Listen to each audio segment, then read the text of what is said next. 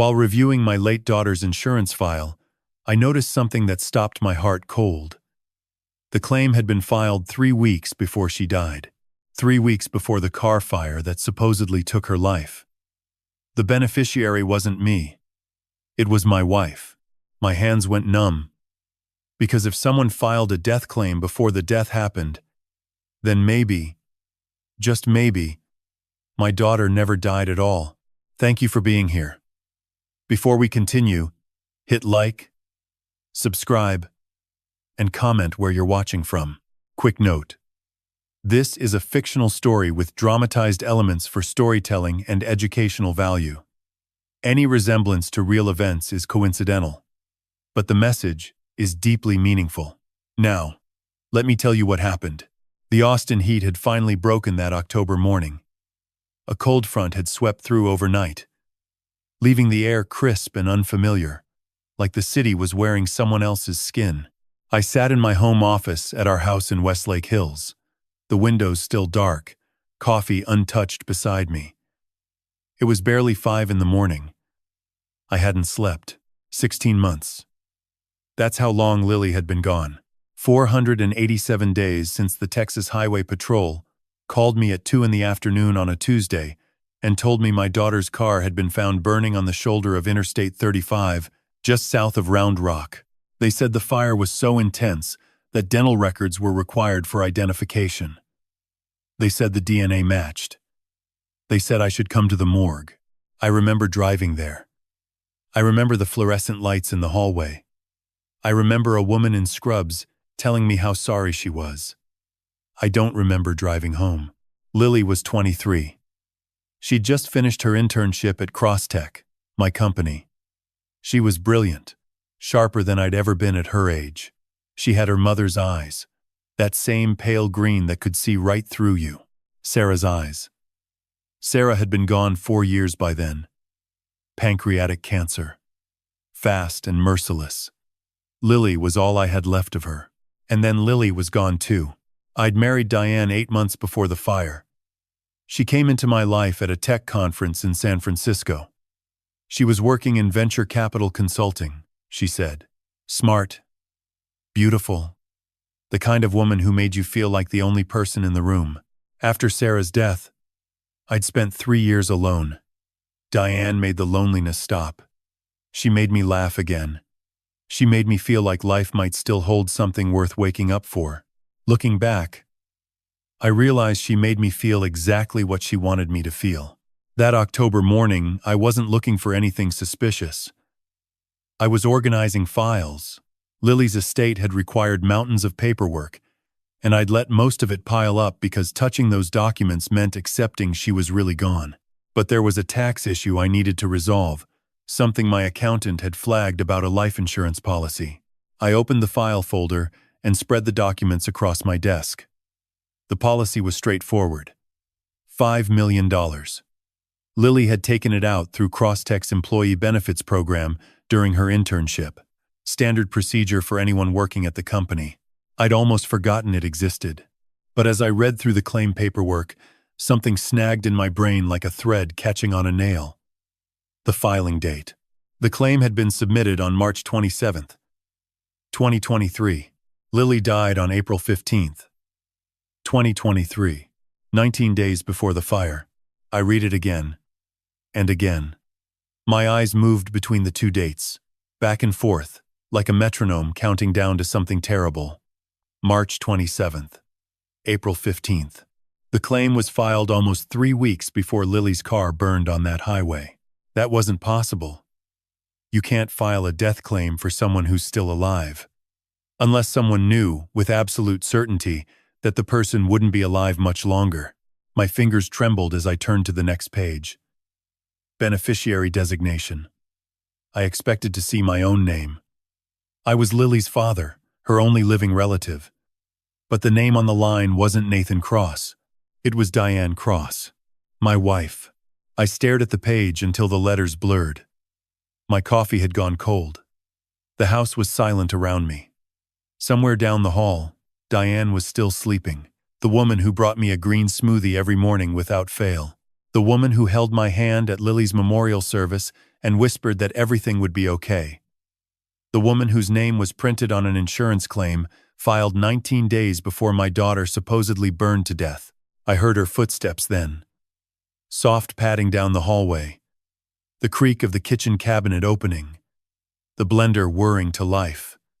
She was making my morning smoothie, the one she'd made every single day for the past 14 months. The one she always handed me with a kiss on the forehead and a smile that said, "I love you." I closed the file, slid it beneath a stack of tax documents, and when Diane appeared in my doorway holding that familiar green glass, I looked up and smiled. "Thank you, sweetheart," I said. She kissed my forehead. "You're up early." "Couldn't sleep? Just catching up on paperwork. You know how it gets." She squeezed my shoulder and left the room. I listened to her footsteps retreat down the hall. Then I looked at the smoothie in my hand. That bright, healthy green. And for the first time in 16 months, I didn't drink it. I poured it into the potted plant on my windowsill. And I sat there in the silence, staring at a date that shouldn't exist, feeling the ground beneath my entire life begin to crack. If someone filed a death claim before the death happened, then either they could see the future or they made it happen. And my wife's name was on every page. That night, after Diane went to bed, I locked my office door and pulled every document related to Lily's death from the filing cabinet. Police reports, the fire marshal's assessment, the medical examiner's findings, the DNA confirmation letter.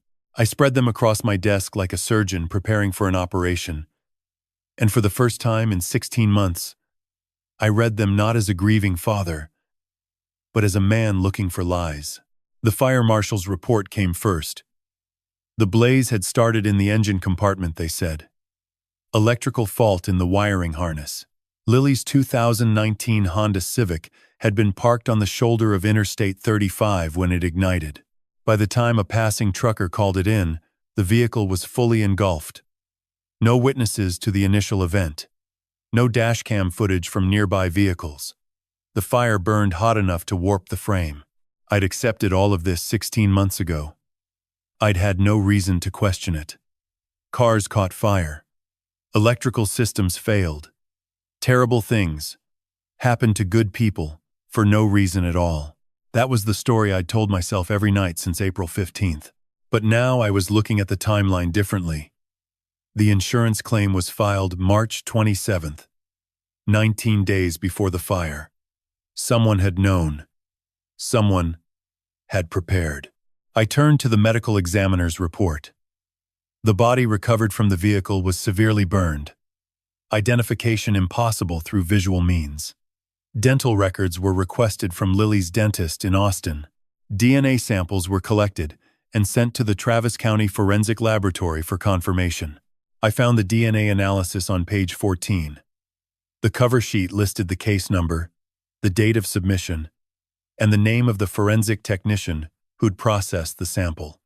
Julian Voss. I stared at that name. It meant nothing to me. There was no reason it should. Forensic labs employed dozens of technicians. But something made me pause. I flipped to the chain of custody log.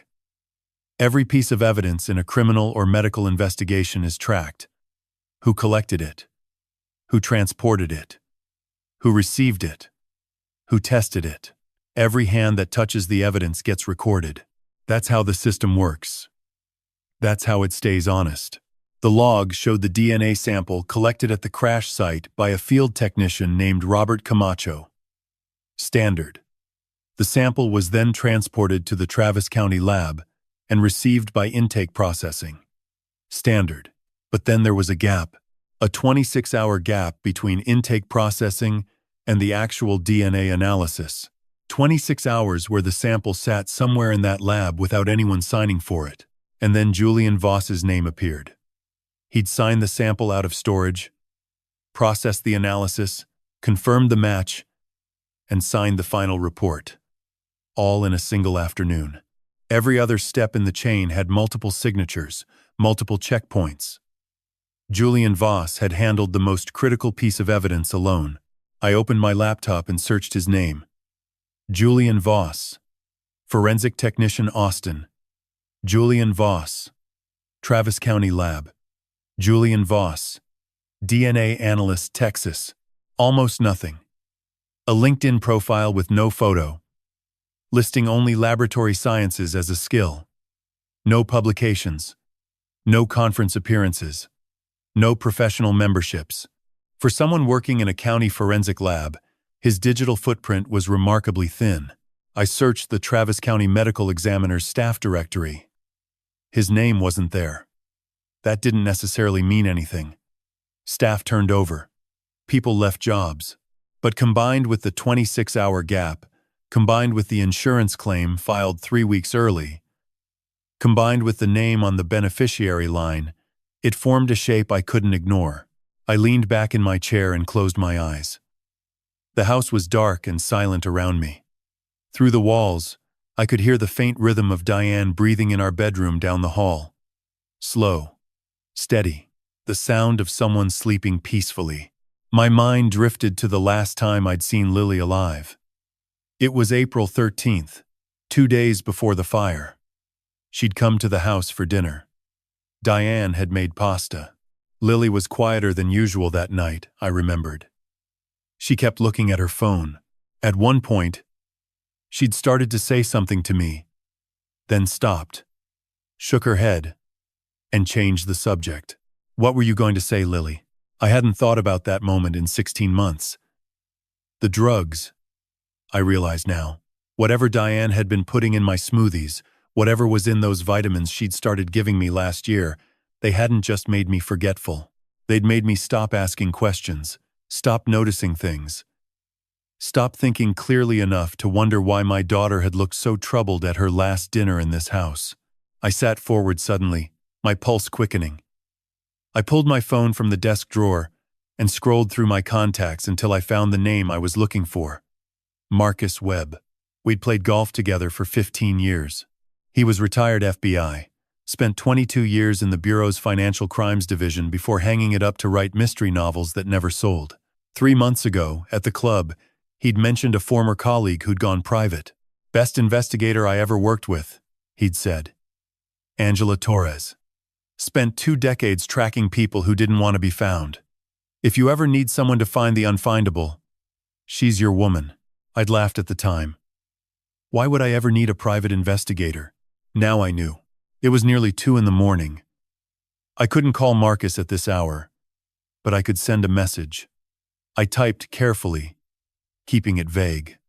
Marcus, need that contact you mentioned at the club, Angela Torres. Please send her number when you get this. Nathan. I hit send and sat in the darkness, listening to my own heartbeat. Somewhere in this house, my wife was sleeping. The woman I'd trusted with, my grief, my loneliness, my future.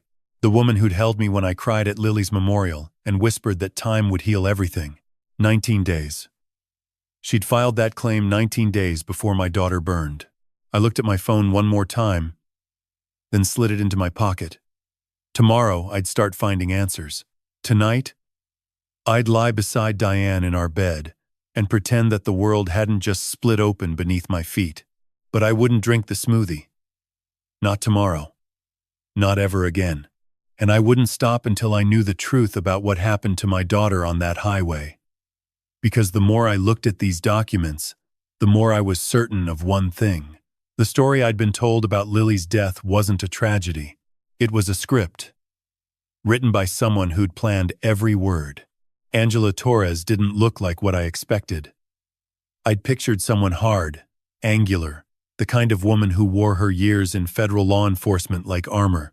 Instead, she was compact and calm, mid-50s, with silver-streaked black hair pulled into a low knot and reading glasses perched on her nose. She could have been a librarian, a professor, someone's favorite aunt, but her eyes gave her away. Dark brown and absolutely still. They watched me the way a hawk watches movement in a field below. Patient, precise, missing nothing. We met at a coffee shop on South Congress Avenue, 3 days after I'd sent that message to Marcus. A small place tucked between a vintage clothing store and a tattoo parlor. The kind of spot where nobody looked twice at two people having a quiet conversation in the back corner. I told Diane I was meeting my accountant about the tax issue. The lie came easier than it should have. Angela had a small leather notebook open in front of her and a black pen in her hand. No laptop. No phone on the table. Old school. I liked that. "Mr. Cross," she said after I'd finished talking. Her voice was low, measured. "You understand what you're suggesting?" I nodded. "I'm suggesting my daughter might not have died in that fire." She wrote something in her notebook. "And you're suggesting your wife may have been involved." The insurance claim was filed 19 days before the fire. She's the beneficiary. Not me. Angela tapped her pen against the page. That's circumstantial. Unusual, yes. But insurance paperwork gets misfiled, backdated, processed out of order. There could be an administrative explanation. And the DNA technician? I asked. The 26-hour gap in the chain of custody? She looked at me steadily. That's more interesting. Tell me his name again. Julian Voss. She wrote it down. And you found nothing about him online? A bare-bones LinkedIn profile. No photo. No professional history I could verify. He's not currently listed on the Travis County staff directory. Angela nodded slowly. Give me 72 hours. I'll find out who Julian Voss is and whether your concerns have substance. In the meantime, she looked at me over her reading glasses. Don't change anything at home. Don't confront your wife. Don't act differently in any way. If there's something here, the last thing we want is for anyone to know you're looking. I understand.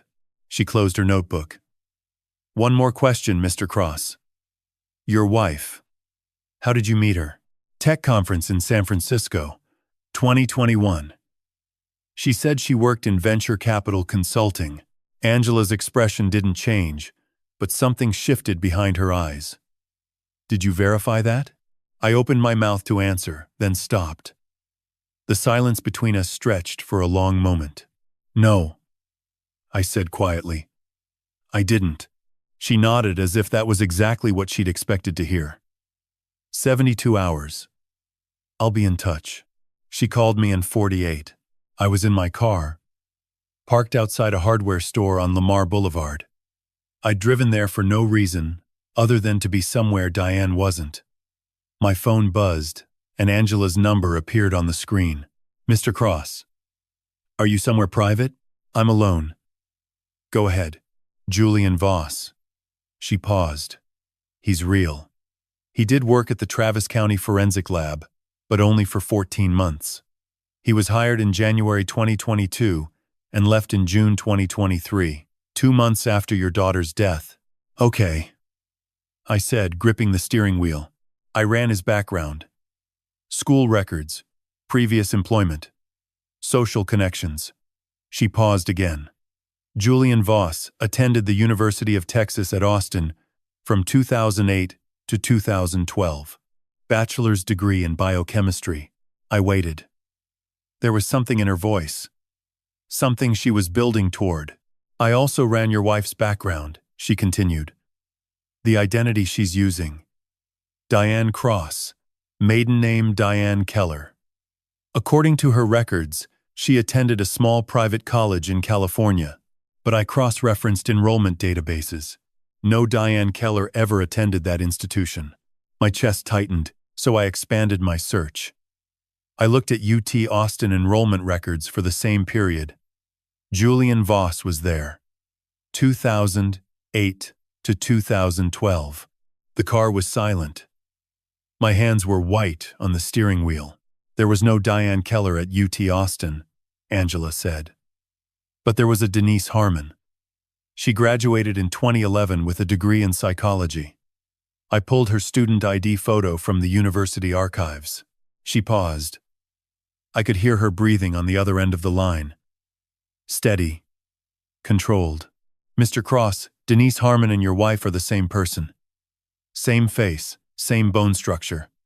I had a facial recognition analyst confirm it this morning. Your wife's real name is Denise Harmon. and she attended UT Austin at the same time as Julian Voss. They overlapped for 3 years. The world outside my windshield went blurry. Cars passed on Lamar Boulevard. People walked on sidewalks. Life continued as if nothing had changed. But everything had changed. They know each other, I said. My voice sounded far away. They know each other well, Angela confirmed. I pulled Julian's social media archives from that period. Deleted accounts, but cached data still exists, if you know where to look. He and Denise Harmon were tagged in the same photos multiple times between 2009 and 2011. Parties, study groups, a camping trip, to Big Bend. I closed my eyes. There's more, Angela said. And I need you to hear this carefully. I ran a full background on Denise Harmon. Her history after UT Austin is sparse. But I found her in Portland, Oregon, in 2016. She married a man named Thomas Harmon. No relation, same last name. Coincidence or intentional confusion? Thomas was 61. Retired. Comfortable. What happened to him? I asked, though I already felt the answer forming in my gut, like a stone. Thomas Harmon died in March 2018. Cause of death listed as stroke. Denise inherited approximately $900,000. She disappeared from Portland within 6 weeks of his passing. The phone was slippery in my hand. Mr. Cross, Angela said. Her voice was quiet now, almost gentle. I ran her prints through a database I have access to.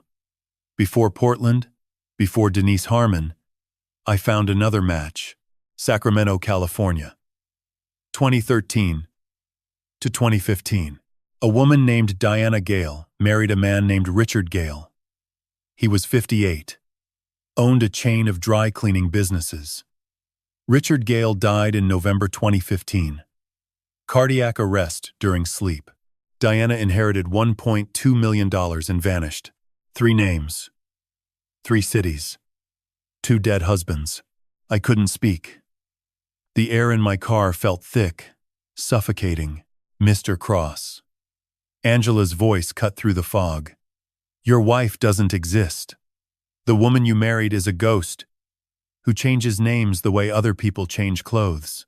And every man she's been with has ended up dead.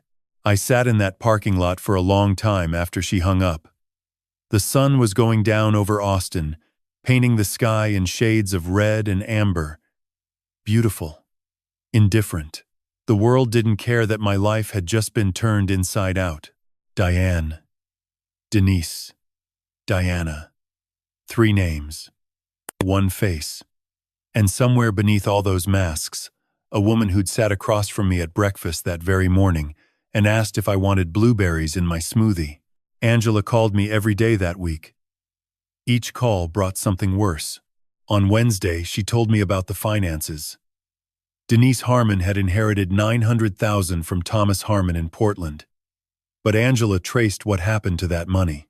Within 4 months of Thomas's death, every dollar had been moved through a series of shell companies registered in Delaware and the Cayman Islands. The money vanished into accounts that led nowhere. Professional laundering, the kind that costs $50,000 just to set up. This isn't amateur work, Angela said. Someone taught her this. Or someone handles it for her. There's a financial architect behind these transactions. The structures are too sophisticated for one person.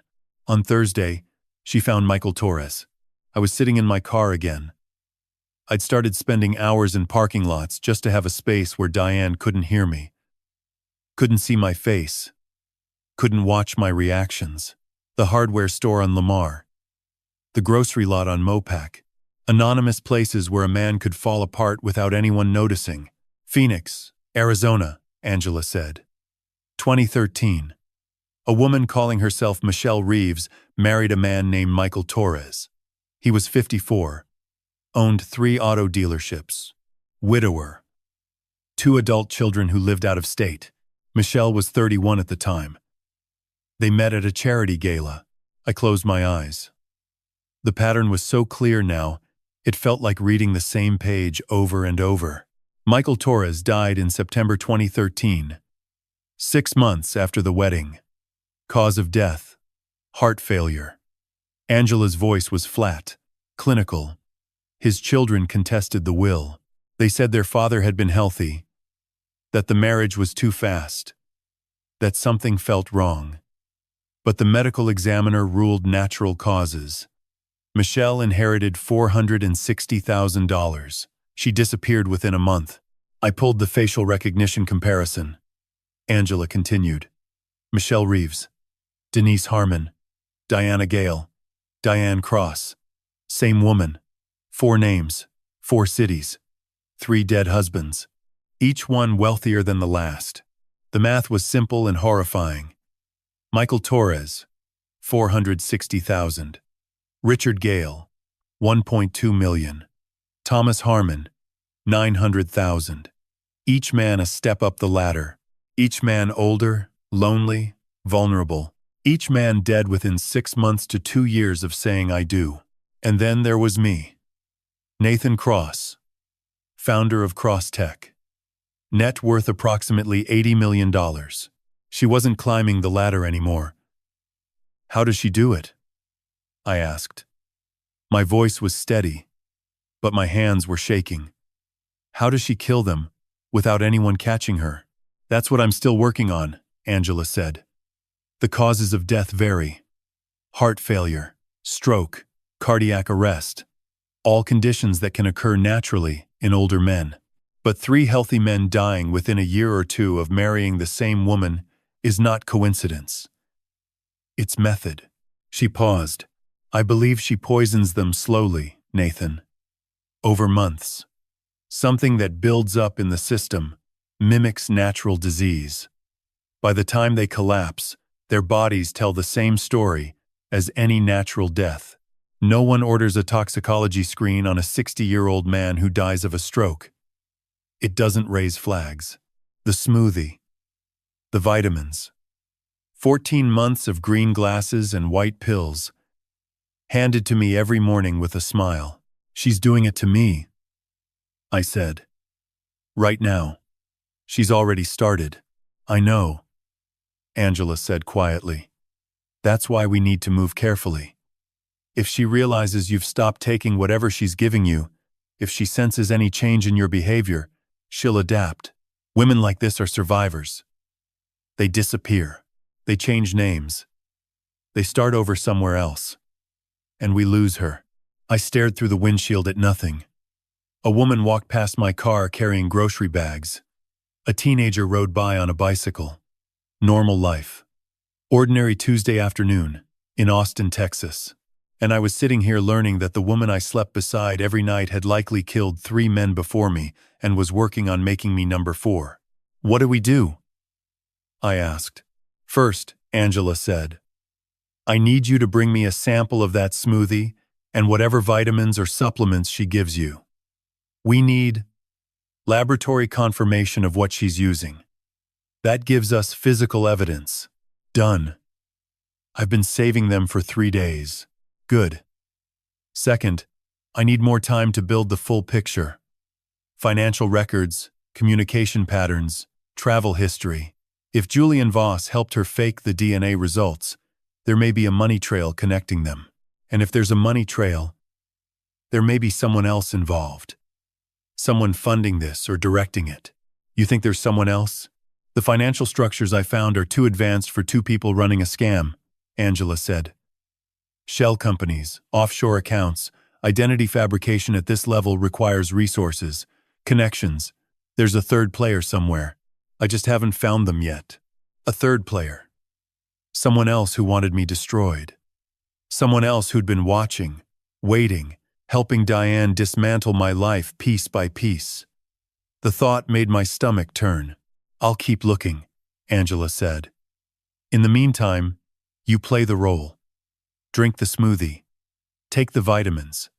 Let her think everything is working exactly the way she planned. I can't actually drink them, I said. Not if they're poisoning me. No. She agreed. Pour them out. Fake it. But make sure she believes you're still taking them. Your behavior should continue to show mild confusion. forgetfulness. Whatever symptoms she's expecting to see, give them to her. I'll manage. And Nathan. Angela's voice dropped lower. This woman has killed at least 3 people that we know of. Possibly more. She is dangerous in a way that most people cannot comprehend because she doesn't look dangerous. She looks loving. She looks like the best thing that ever happened to you. That's her weapon. Don't forget that. Not for 1 second. I won't. I ended the call and sat alone in the silence of my car. The sun had moved across the sky while we talked. Shadows stretched long across the parking lot. Evening was coming. I thought about Lily. Not the Lily in the insurance file. Not the Lily in the forensic report. But my Lily. The girl who used to fall asleep on my shoulder during long car rides.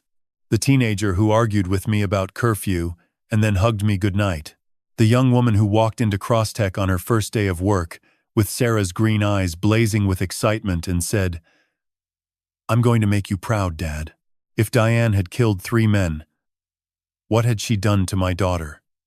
The fire was staged. The DNA was faked. That meant Lily wasn't in that car. So where was she? Was she alive somewhere, hidden, trapped? Or had Diane done something worse, something permanent, and simply hidden the body in a way we'd never find?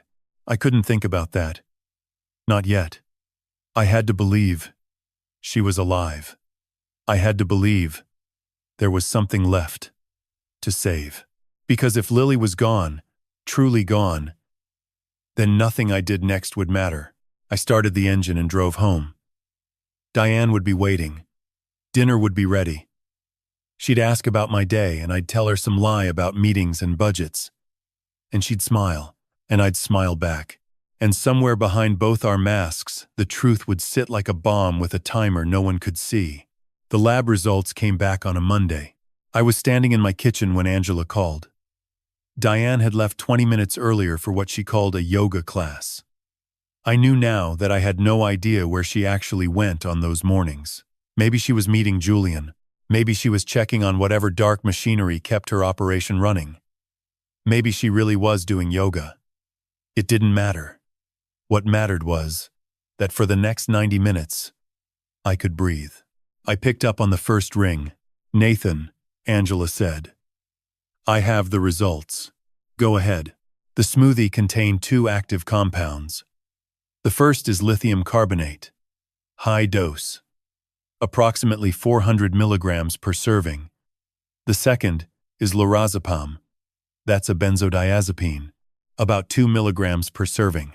I leaned against the kitchen counter and pressed my free hand flat against the cold granite. The same counter where Diane set my smoothie every morning. Where she'd smile and say, "Drink up, honey. It's good for you." "What do those do?" I asked, though some part of me already knew. Lithium at that dose causes confusion, tremors, impaired concentration, and memory problems.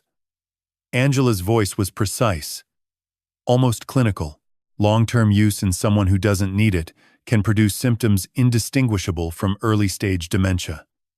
Lorazepam amplifies those effects. It's a sedative. It impairs memory formation. Together, over 14 months of daily use, they would create a pattern of progressive cognitive decline that any doctor would diagnose as organic neurological disease. 14 months. She'd been doing this for 14 months. The vitamin, Angela continued. That's a different cocktail. Zolpidem, which is a sleep aid. It causes anterograde amnesia. You forget things that happen while it's active in your system, mixed with a low-dose tricyclic antidepressant that produces drowsiness and cognitive fog as a side effect. So she's attacking my brain from 4 different directions. Yes. Angela paused. Every morning, the smoothie impairs your cognition for the day. Every night, the vitamin erases your short-term memory while you sleep. Over time, the cumulative damage makes you appear to be losing your mind. Anyone observing you, family, colleagues, doctors, would see a man in rapid cognitive decline. I thought about the past year. The moments I'd lost. Walking into a room and forgetting why.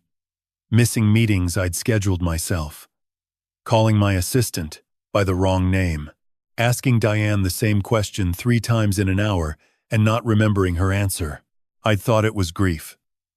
I'd thought losing Lily had broken something in my brain. I'd accepted it. Diane had made sure I accepted it. "There's something else," I said. My voice was tight. About 4 months ago, Diane insisted I see a neurologist. A specialist she'd found. Dr. Raymond Ashford. He has an office in a medical building on Bee Cave Road. I sat in his waiting room filling out forms. Took cognitive tests. He told me I was showing signs of early-onset frontotemporal dementia. Prescribed Dunpezil and suggested I start planning for long-term care. Angela was quiet for a moment. "What's the office address?" 3217 Bee Cave Road. Suite 404. Capital Neurology Associates. I heard her typing. Then silence. More typing.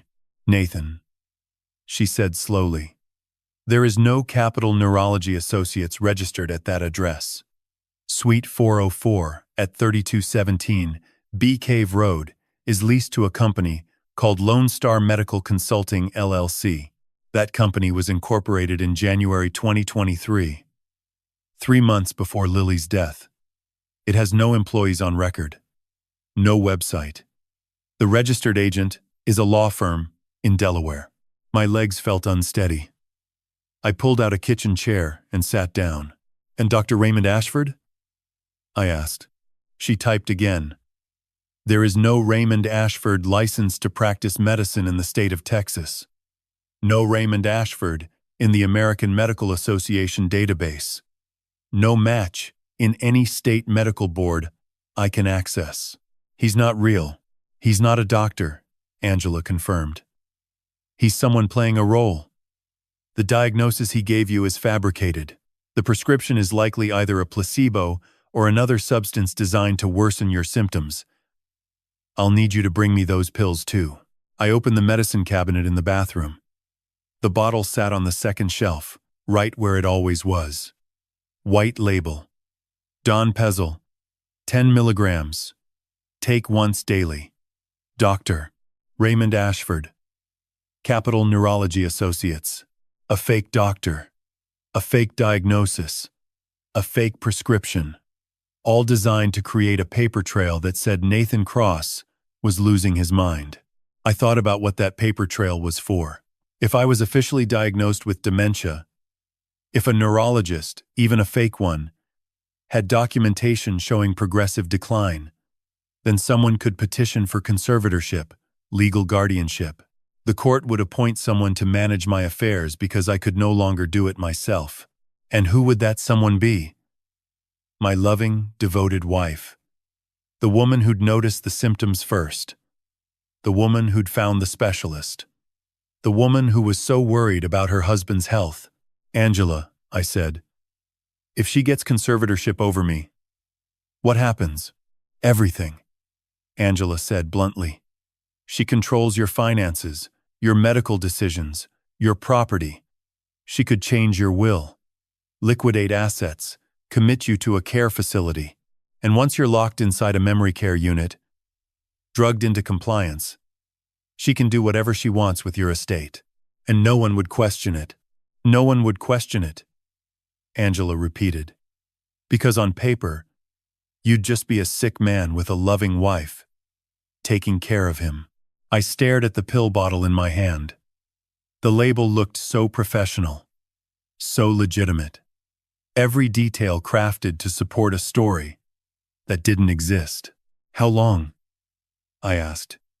"How long before she tries to file for conservatorship?"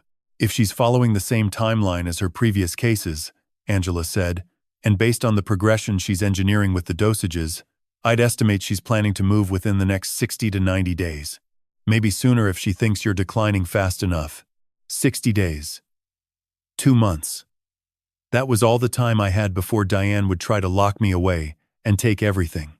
But now I knew. The fog was lifting because I'd stopped taking her poison. My mind was clearing for the first time in over a year, and I knew exactly what she was doing. I put the pill bottle back in the cabinet exactly where I'd found it. I'd continue taking them. Or rather, I'd continue pretending to take them. Every morning, the smoothie would go down the drain. Every night, the vitamin would go into my pocket. And every week, I'd visit Dr. Ashford's fake office and nod along to his fake concerns about my fake disease. Let her think it's working, I thought. Let her believe she's winning, because the 60 days she had left weren't just her timeline. They were mine. 3 days after I stopped taking everything Diane gave me, the fog began to lift. It didn't happen all at once. It was gradual, like waking from anesthesia. First, the edges of my thoughts sharpened. Then words came faster.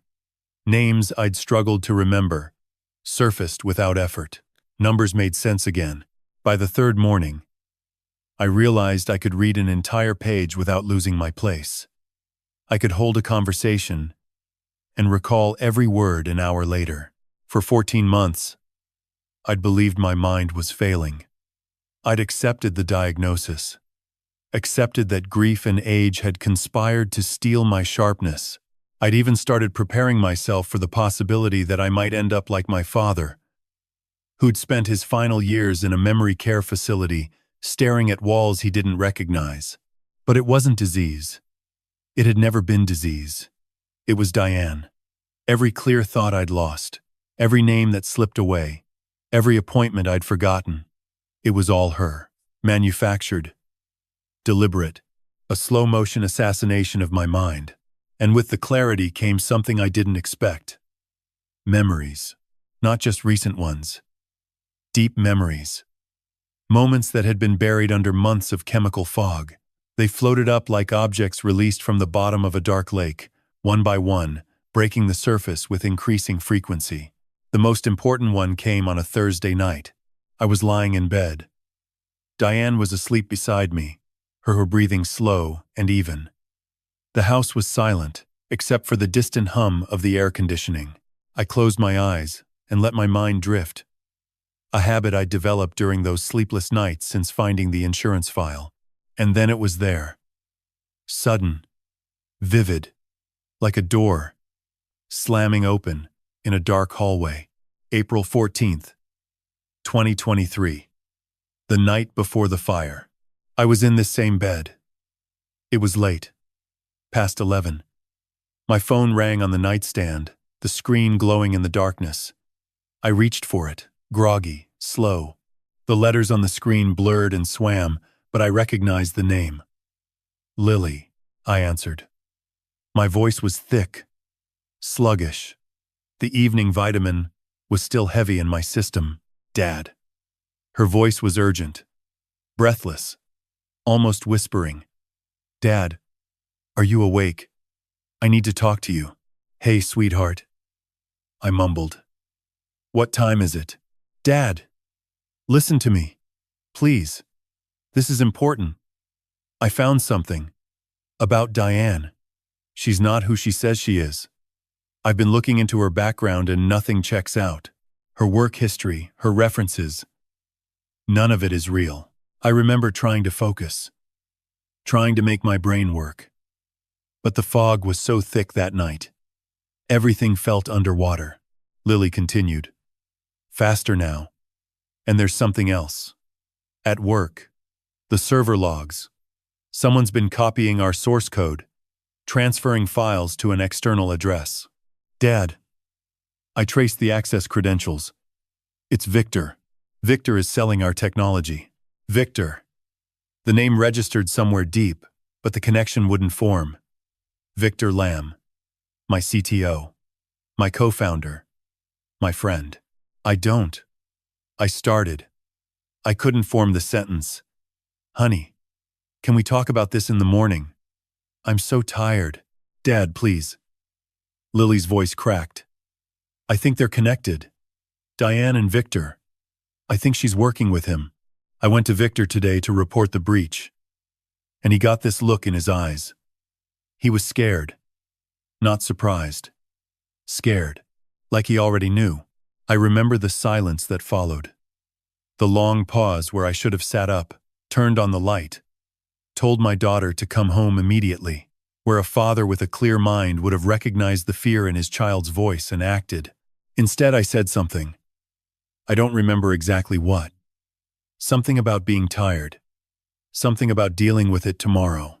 And then the phone slipped from my hand, and I fell back into the drugged sleep that Diane had arranged for me. The last thing I heard was Lily's voice, small and distant. "Okay, Dad. I'll handle it myself. I love you." That was the last time I spoke to my daughter. The memory hit me like a physical blow. I sat up in bed gasping, my chest tight, my eyes burning. Beside me, Diane stirred but didn't wake. I pressed my hand over my mouth to keep from making a sound. Lily had called me. She'd known. She'd figured out that Diane was a fraud, that Victor was stealing from the company. She'd tried to tell me. She'd begged me to listen, and I'd been too drugged to hear her. The next morning, she was gone. The car fire, the DNA, the funeral I could barely stand through, because I couldn't remember where I'd parked.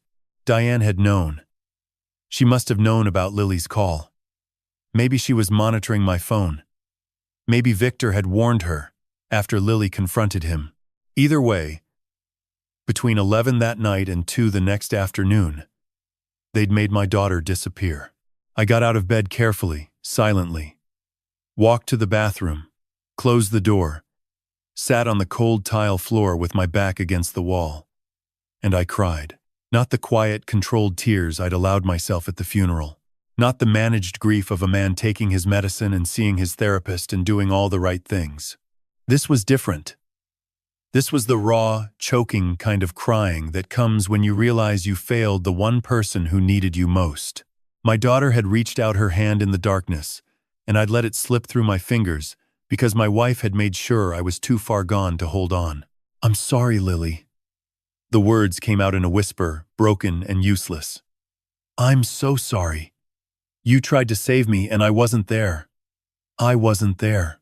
I sat on that bathroom floor until my breathing steadied, until the tears dried, until the grief hardened into something else, something sharper, something with edges. Lily had known the truth. She'd had evidence, server logs, background research on Diane. She'd been building a case all on her own, trying to protect her father from the woman sleeping in his bed, and they'd silenced her for it. But they hadn't silenced me. Not anymore. The drugs were wearing off. My mind was returning. And now, I had something I hadn't had an hour ago. I knew why Lily had to disappear. She wasn't a random victim. She wasn't collateral damage. She was a threat. A 23-year-old girl who was smarter than all of them, who'd seen through the masks and the lies and had the courage to act. If they'd killed her, they would have destroyed the evidence. But if they'd only hidden her, if they'd found a way to keep her alive but silent, then maybe, somewhere, she still had what she'd found. Maybe my daughter was still alive. And maybe the proof that could destroy Diane and everyone connected to her was locked away with her. I stood up from the bathroom floor, washed my face, looked at myself in the mirror. The man staring back at me didn't look broken anymore. He looked angry. Good, I thought. Angry is useful. Angry gets things done. Tomorrow I'd call Angela. I'd tell her about the call, about Victor, about everything the drugs had made me forget, and then we'd find my daughter. I called Angela the next morning from a parking garage downtown. 6 floors of concrete between me and anyone who might be listening. I remembered something, I said without preamble. The drugs made me forget it, but it came back last night. Lily called me the night before the fire, April 14th, past 11. She said she'd found something about Diane, that Diane's identity was fake. And she said someone at Crosstech was stealing our source code. She traced it to Victor Lamb. Angela was quiet for a moment. Victor Lamb, your CTO, co-founder. 12 years together. He built the core technology, and Lily confronted him about it? The same day she called me. He got scared, she said. Not surprised. Scared. Like he already knew what she'd found. So he called Diane, Angela said. And by the next morning your daughter was gone. The parking garage was cold and dim around me. I gripped the steering wheel with my free hand. Angela, I said. Is she dead? The question I'd been terrified to ask for 3 days. I don't think so, Angela said carefully. Here's why. Julian Voss faked the DNA match. He confirmed the body in that car was Lily's. But if Diane actually killed her, why fake anything? The real DNA would match. They wouldn't need Julian at all. The fact that they fabricated the results means the body in that car was someone else. Which means Lily wasn't in that vehicle. My heart hammered. So where is she? Think about it from Diane's perspective, Angela said. She can't keep someone locked in a basement. Too risky. Too much maintenance. But a facility, a private psychiatric institution with staff, security, medication protocols, that's sustainable. That's long-term. Private psychiatric facilities across the country accept patients without court orders, she continued. Cash payment. A family member claims their loved one is having a psychotic episode. The patient arrives too drugged to contradict the story. No one asks questions. My stomach turned. How do we find her? I've been searching admissions records, Angela said. Private psychiatric facilities within 500 miles of Austin, cross-referencing against the timeline. Female patient admitted April 15th, 2023, age 20 to 25. Cash payment? No insurance? No emergency contact. I started with over 100 facilities. Eliminated any that file insurance claims, require court documentation, or had active state inspections during that period. That left 17. I called every single one. The garage was silent. I could hear my own pulse. 14 had no matching admissions. 2 refused to provide information. But 1 had exactly what I was looking for. I stopped breathing. Serenity Pines, Angela said. Private psychiatric facility. Rural area, 20 miles south of San Antonio. They admitted a female patient on April 15th, 2023, same day as the fire. Patient name, Jane Morrison, age 23. Diagnosis, acute psychotic episode, with paranoid ideation. No emergency contact. Payment, cash, $12,000 monthly. Jane Morrison. A ghost name. Like all of Diane's names.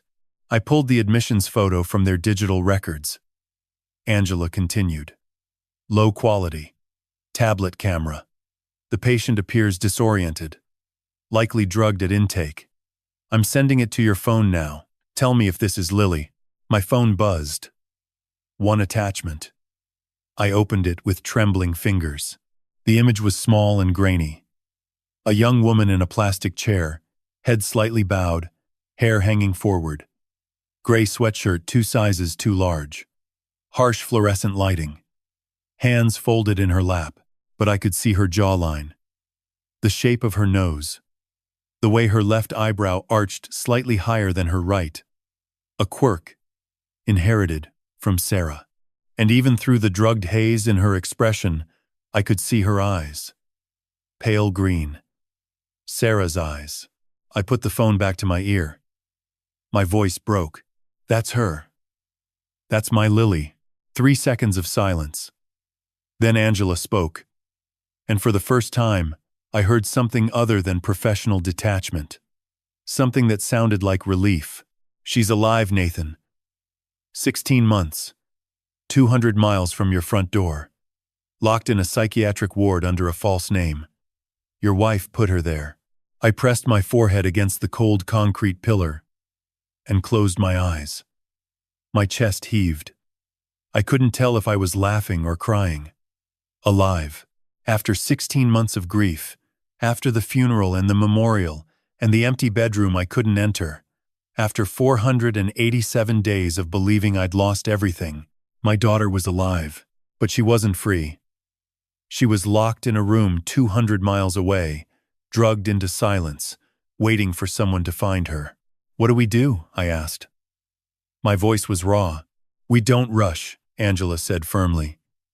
"If Diane finds out we know, she could have Lily moved, or worse. We need the full case. We need Victor. We need the financial connections, and we need law enforcement before we make any move." She was right. I knew she was right. But every second my daughter spent in that place was a second too long. "How fast?" I asked. "1 week," Angela said. "Give me 1 week, and we'll have everything we need to bring this whole thing down. 7 days. My daughter had survived 16 months.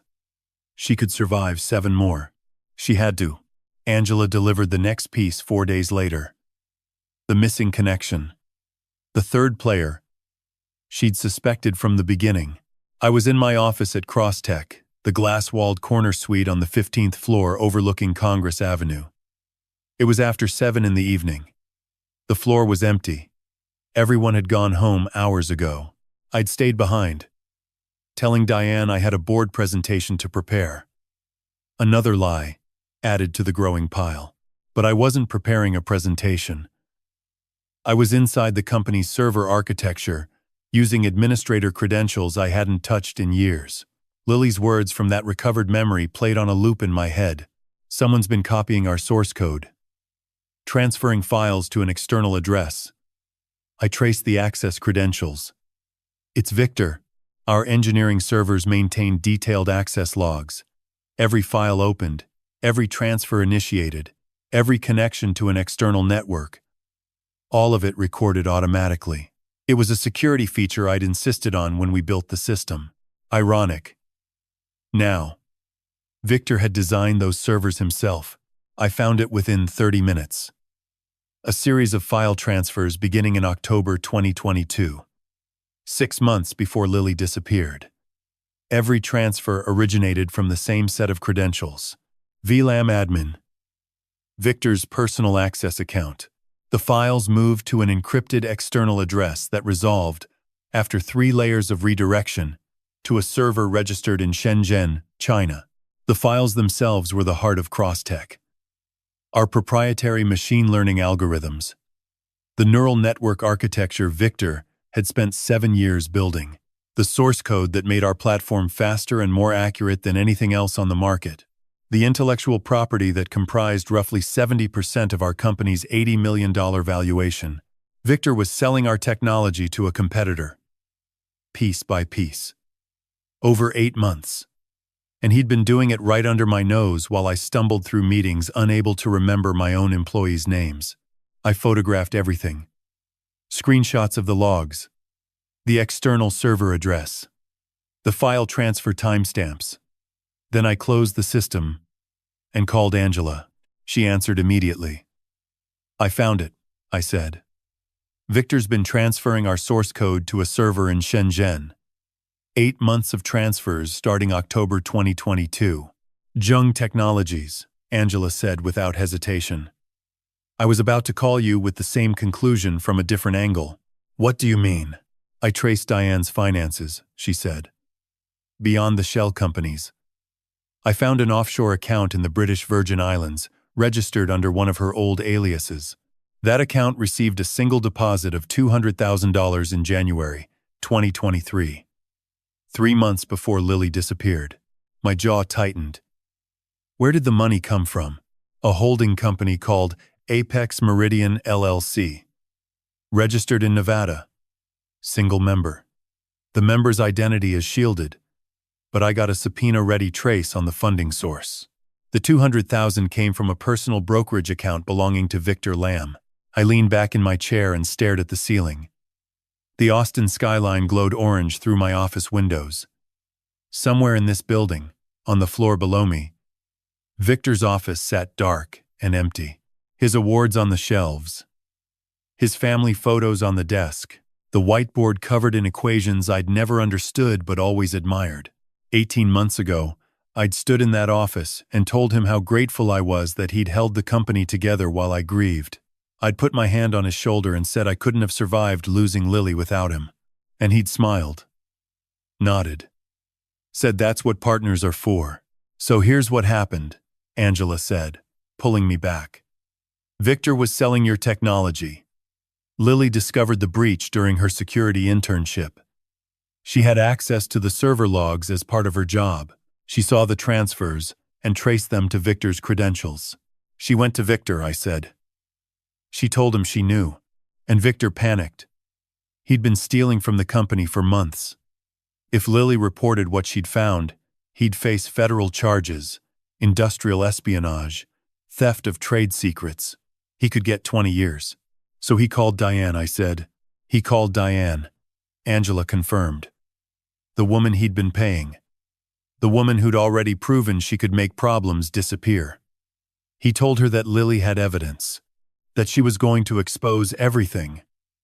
And Diane did what Diane does. She made Lily disappear. The office was silent around me. The building's ventilation hummed softly.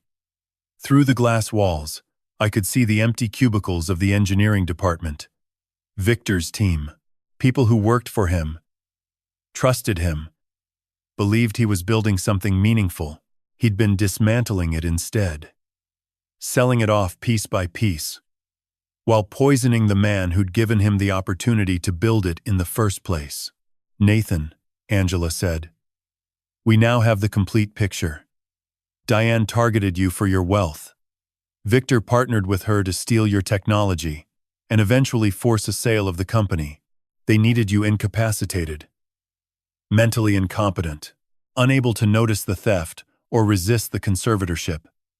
And when Lily threatened to expose Victor, they removed her from the equation. Two people I trusted completely, I said.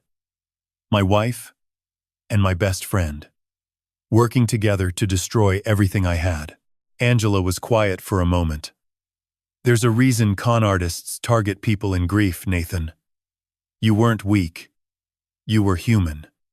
You just lost your wife to cancer. You were raising a daughter alone. You needed connection. They exploited that.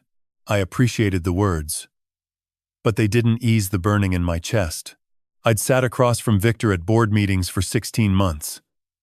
I'd shaken his hand, asked about his kids, laughed at his jokes, and the entire time, he'd known my daughter was locked in a psychiatric facility 200 miles away, drugged into silence, while he sold my life's work to a Chinese competitor and waited for Diane to finish destroying my mind. The anger wasn't hot, it was cold. The kind that settles into your bones and stays there. The kind that doesn't burn out because it isn't fueled by emotion. It's fueled by clarity. I now knew everything. The who, the how, the why. Diane for the money, Victor for the technology and the revenge, Julian for whatever price they'd paid him, and my daughter, caught in the middle, punished for being brave enough to see the truth. One question remained. Not who or how or why, but when. When would we end this? I'm calling the FBI tomorrow, Angela said, as if reading my thoughts. We have enough. Financial records, the server logs, the facility records, the lab results. It's time to bring in the people who can put them away. Good, I said, because I'm done waiting. The night before Angela contacted the FBI, I couldn't sleep. Not because of fear, not because of anger, because of a question I'd been avoiding since the moment I first saw Victor's name in those server logs. Why? Not why, in the legal sense. I understood the mechanics. Victor wanted money. Victor wanted the technology he'd built. Victor wanted revenge for something I'd taken from him. But understanding the what of someone's betrayal is different from understanding the how. How does a man you've known for 12 years, a man who stood beside you at your wife's funeral, a man who held your daughter when she was born, how does that man help destroy you? The answer was in a box I hadn't opened in years. It sat on the top shelf of my home office closet, behind old tax files and broken picture frames, a cardboard banker's box with 2012 written on the side in black marker.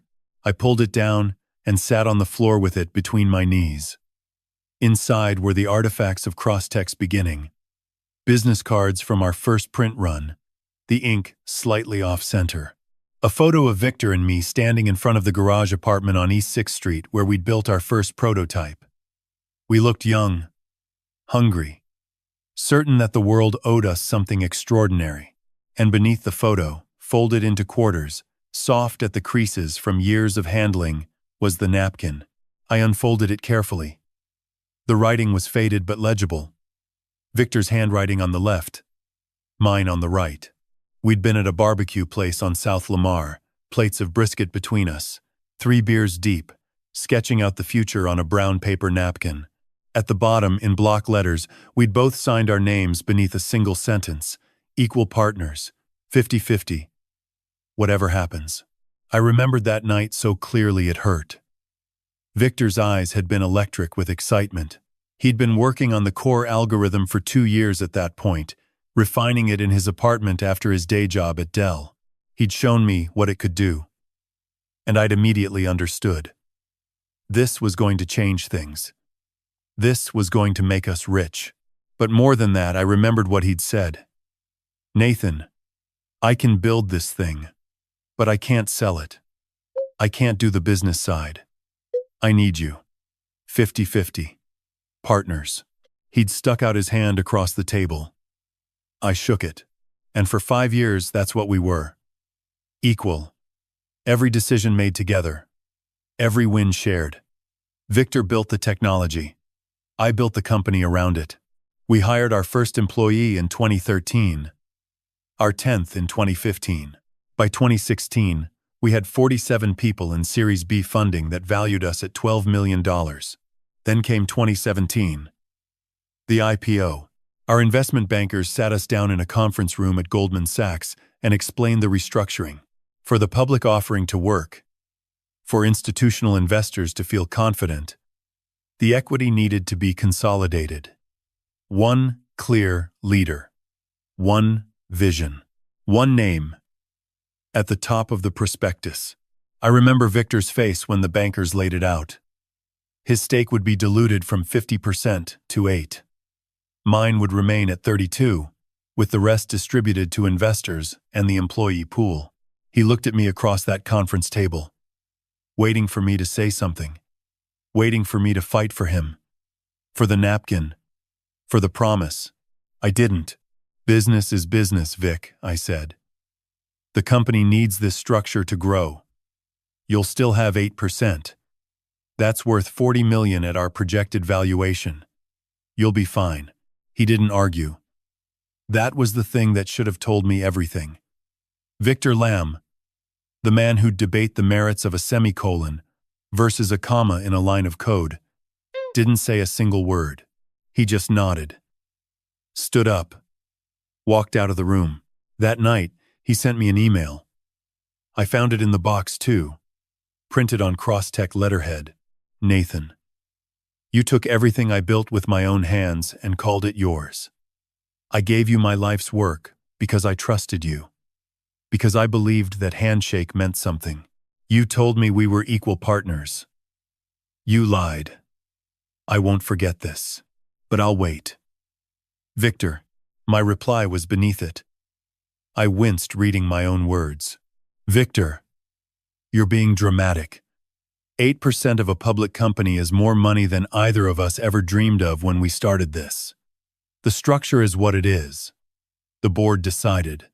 Move forward. Nathan, move forward. As if I hadn't just broken a promise written on a barbecue napkin. As if 5 years of equal partnership could be reduced to a board decision and a percentage point. And then his final message. Short, cold. The kind of sentence you only understand the weight of when it's too late. You're right. I'll move forward. But someday, Nathan, you'll understand what you took from me. It wasn't just money. It was my name on the thing I built.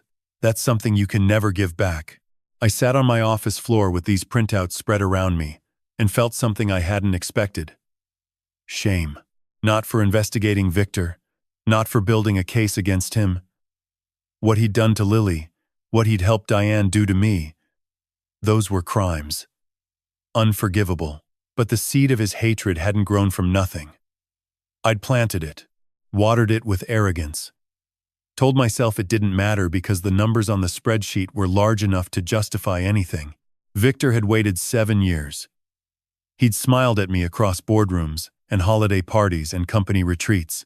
He'd played the role of loyal partner while the bitterness calcified inside him, hardening into something dark and patient and dangerous. And when Diane found him, or he found her, that darkness had finally found its purpose. I folded the napkin carefully and slid it into my pocket. I didn't know why. Maybe as a reminder, maybe as evidence of a different kind.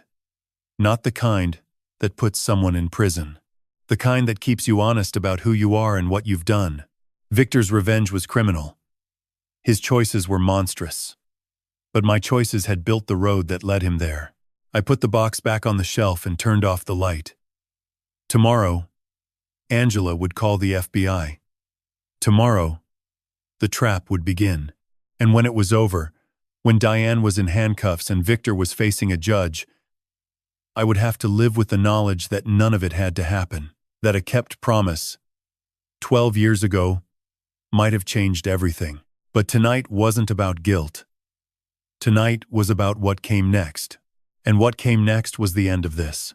The FBI field office in Austin occupied a squat, unremarkable building on Research Boulevard.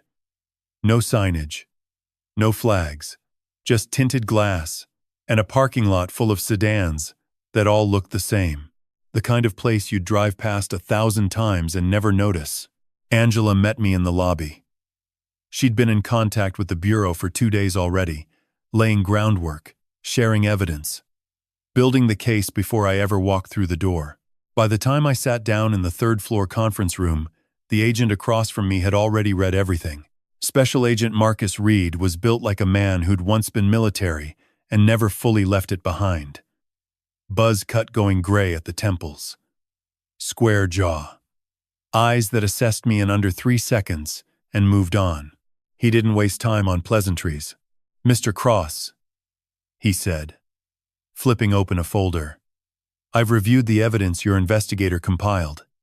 Financial records, tying Victor Lamb to offshore payments, server logs showing intellectual property theft, the fraudulent psychiatric admission, the poisoning, the fake physician."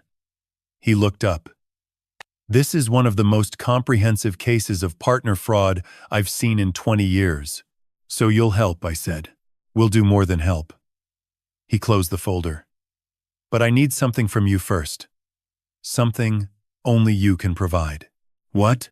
"Confessions." Reed leaned forward. "We have circumstantial evidence, financial trails, server logs, facility records. It's strong, but a good defense attorney will challenge every piece of it. They'll say the server logs were altered. They'll say the offshore payments were legitimate consulting fees. They'll say your daughter voluntarily admitted herself to that facility." I stiffened. "That's insane." "I agree. But juries are unpredictable. What I need is Diane and Victor on tape, admitting what they've done. In their own words. Recorded legally. That's the kind of evidence that ends careers and starts prison sentences." "How?" I asked. Reed pulled a small case from beneath the table and opened it. Inside, nestled in gray foam, were objects that looked entirely ordinary. A pair of silver cufflinks, a phone charger, a pen. "Concealed recording devices," Reed explained. "The cufflinks contain microphones with a 12-hour battery. Broadcast range of 40 feet. We'll monitor remotely from a surveillance van. Everything captured is admissible under Texas one-party consent law." I stared at the cufflinks. They looked expensive. The kind Diane would expect me to wear. "Here's the plan," Reed said. "You continue your decline. In fact, you accelerate it. You get worse. Confused. Disoriented. Unable to manage basic tasks. You agree to whatever Diane suggests. Doctor visits. Legal consultations. And when she and Victor decide it's time to make their move, When they sit you down to sign papers transferring control of your company and your life, you'll be wearing these. And they'll talk, I said. They always talk, Reed said. At the moment of victory, people can't help themselves. They gloat. They celebrate. They say things they'd never say if they thought anyone was listening. Your job is to make them feel so safe, so certain they've won, that they forget to be careful. I picked up one of the cufflinks. It was heavier than it looked. Cold in my palm. I'll do it, I said. Whatever it takes. The next 3 weeks were the hardest performance of my life. I forgot Diane's name. Called her Sarah twice in one morning. She corrected me gently, her face a mask of concern, but I caught the micro-expression beneath it. The slight narrowing of her eyes. Satisfaction. I left the stove on.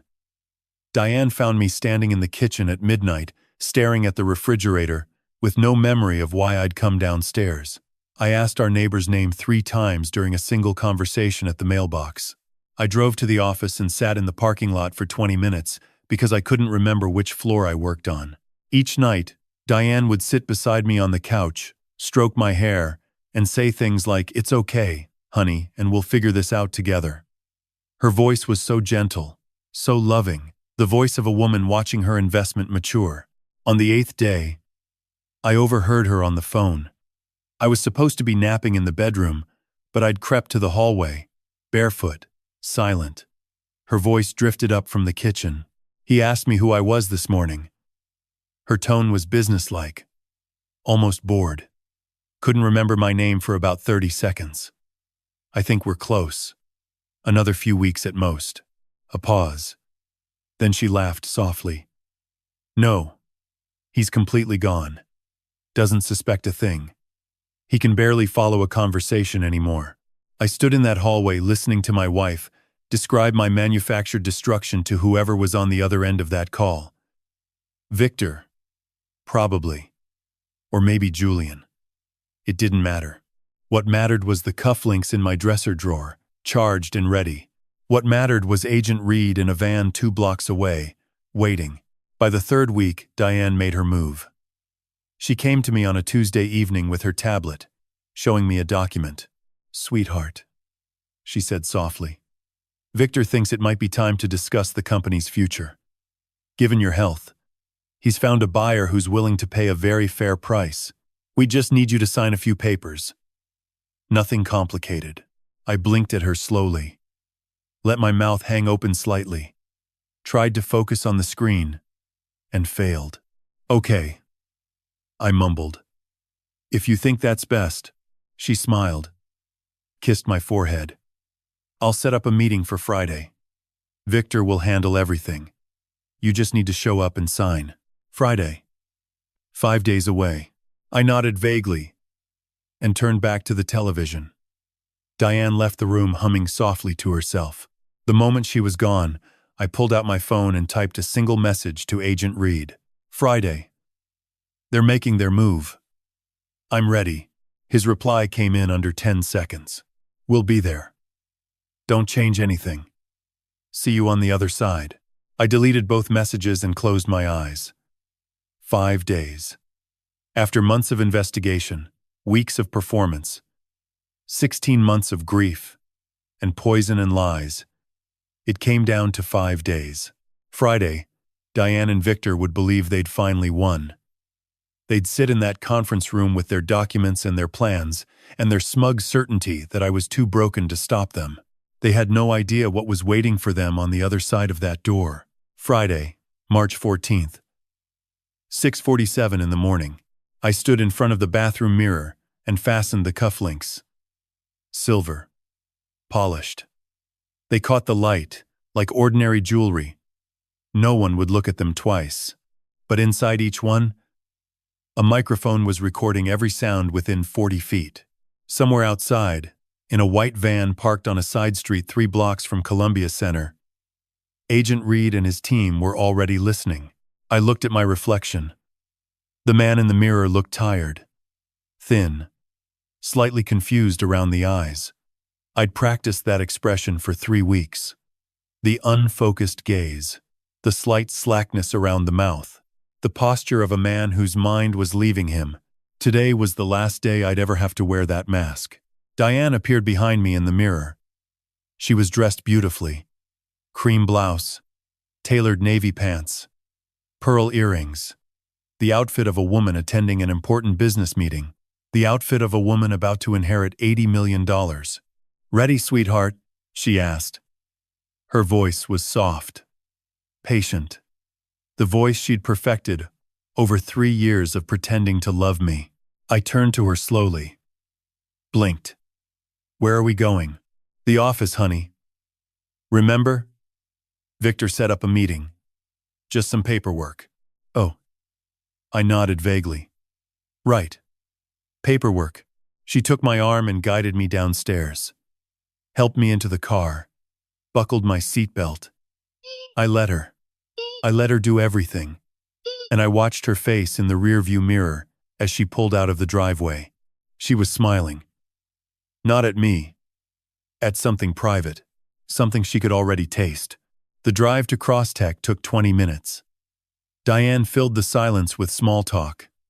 The weather. A restaurant she wanted to try next week. Whether we should repaint the guest bedroom. I responded with mumbles and half-formed sentences. Playing the part. Running out the clock. We parked in the underground garage and took the elevator to the 15th floor. The building was quiet. Friday morning. Most of the staff wouldn't arrive until 9. The conference room was at the end of the hall, glass walls overlooking Congress Avenue and the Texas State Capitol dome in the distance. Victor was already there. He stood at the head of the long glass table, documents arranged neatly in front of him. Dark suit.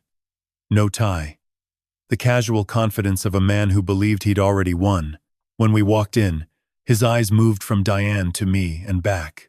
A flicker of something passed between them. Quick. Practiced. Invisible to anyone who wasn't looking for it. "Jonathan," Victor said, stepping forward. "Good to see you." He shook my hand. His grip was firm, warm, the handshake of a friend. "How are you feeling today?" I frowned slightly. "Good, I think." I looked around the room. "What are we doing here?" Victor gestured to the chair at the head of the table. "Please, sit. This won't take long." Diane guided me into the chair. Her hand lingered on my shoulder. Reassuring. Gentle. I let my posture sag slightly. Let my eyes drift toward the window, as if distracted by something outside. 2 other people sat at the table. Richard Gomez, our corporate counsel, and Patricia Huang, the CFO. Both looked uncomfortable. Patricia wouldn't meet my eyes. Richard kept adjusting his tie. "Nathan," Victor began, sliding a folder toward me. "Given the challenges you've been facing with your health, we've been exploring options to protect the company's future." He opened the folder, revealing a thick stack of documents. Meridian Capital has made a very generous acquisition offer. $42 million for the intellectual property portfolio and a structured transition of operations. He pointed to a line at the bottom of the first page. "We just need your signature here to authorize the board to proceed with the sale." Diane leaned close to my ear. "It's the right thing, honey. You need to focus on getting better. Let Victor handle the business." I looked at the document. Let my eyes move slowly across the page, as if struggling to comprehend the words. My hand trembled as I reached for the pen. I signed. Slow. Unsteady. The signature of a man who barely knew his own name. Victor exhaled. A long, slow breath. Relief. He pulled the document back and checked the signature. Then he smiled. Not at me. At Diane. "Thank you, Nathan. This is the right decision." Patricia stood abruptly. "If you'll excuse me." She gathered her things and left without looking back. Richard followed a moment later, mumbling something about another meeting. The door closed behind them, and then it was just the 3 of us. The conference room fell quiet. The hum of the building's ventilation. The distant sound of traffic below. Sunlight streaming through the glass walls.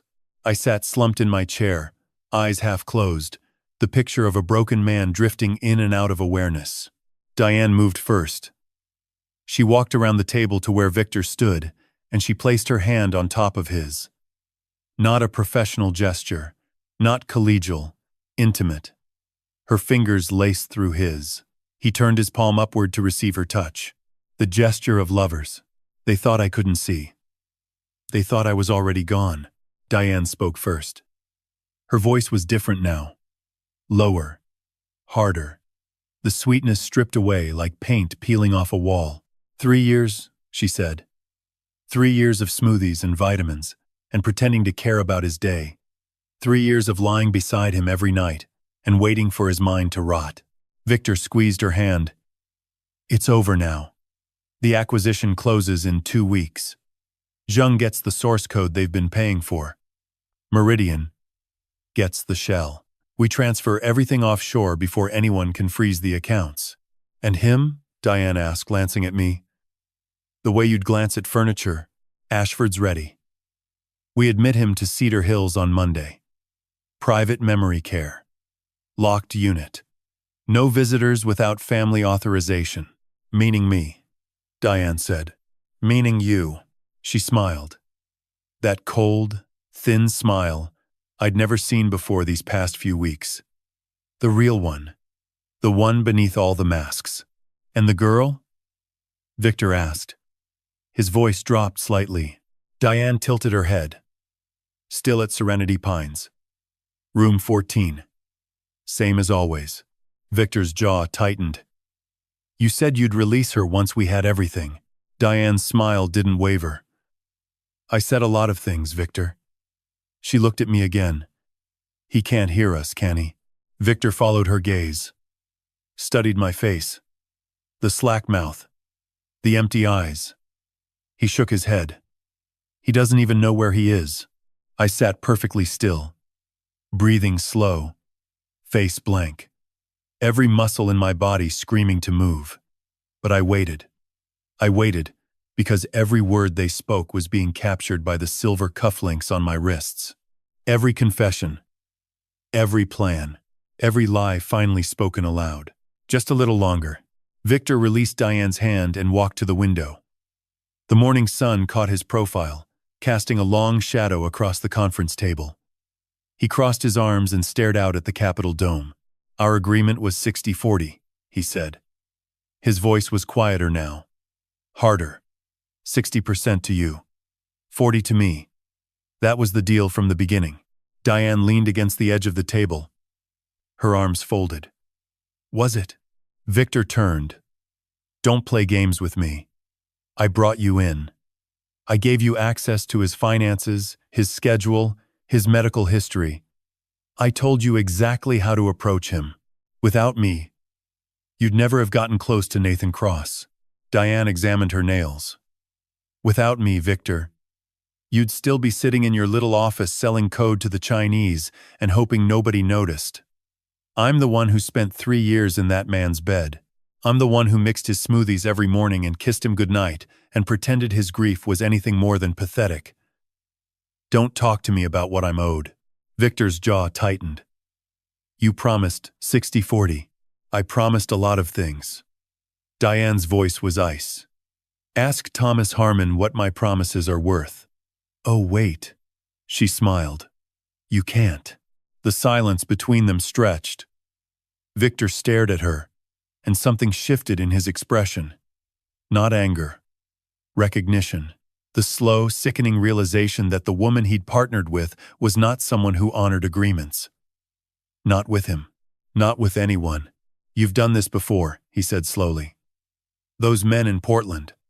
Sacramento. Phoenix. You never planned to share anything with me, did you? Diane tilted her head. You got what you wanted, Victor. You got your revenge. You watched Nathan Cross lose his mind one day at a time. You watched him forget his own daughter's name. Isn't that what you were paying for? Victor took a step toward her. That's not enough. We had a deal. Diane's smile vanished. And what are you going to do about it? Go to the police? Tell them you hired a woman to poison your business partner and kidnap his daughter? She laughed softly. You're in this as deep as I am. Deeper. I can walk away from this with a new name and a new city. You can't. Your face is on every company document. Your fingerprints are on every wire transfer. So sit down, take your 40%, and be grateful I'm giving you anything at all. Victor stood frozen, his fists clenched at his sides. His face was pale. He opened his mouth to respond, and I stood up. The movement was smooth, deliberate. No tremor, no hesitation. I pushed my chair back, straightened my spine, squared my shoulders, lifted my chin, and I looked at them both with eyes that were clear, focused, and fully alive.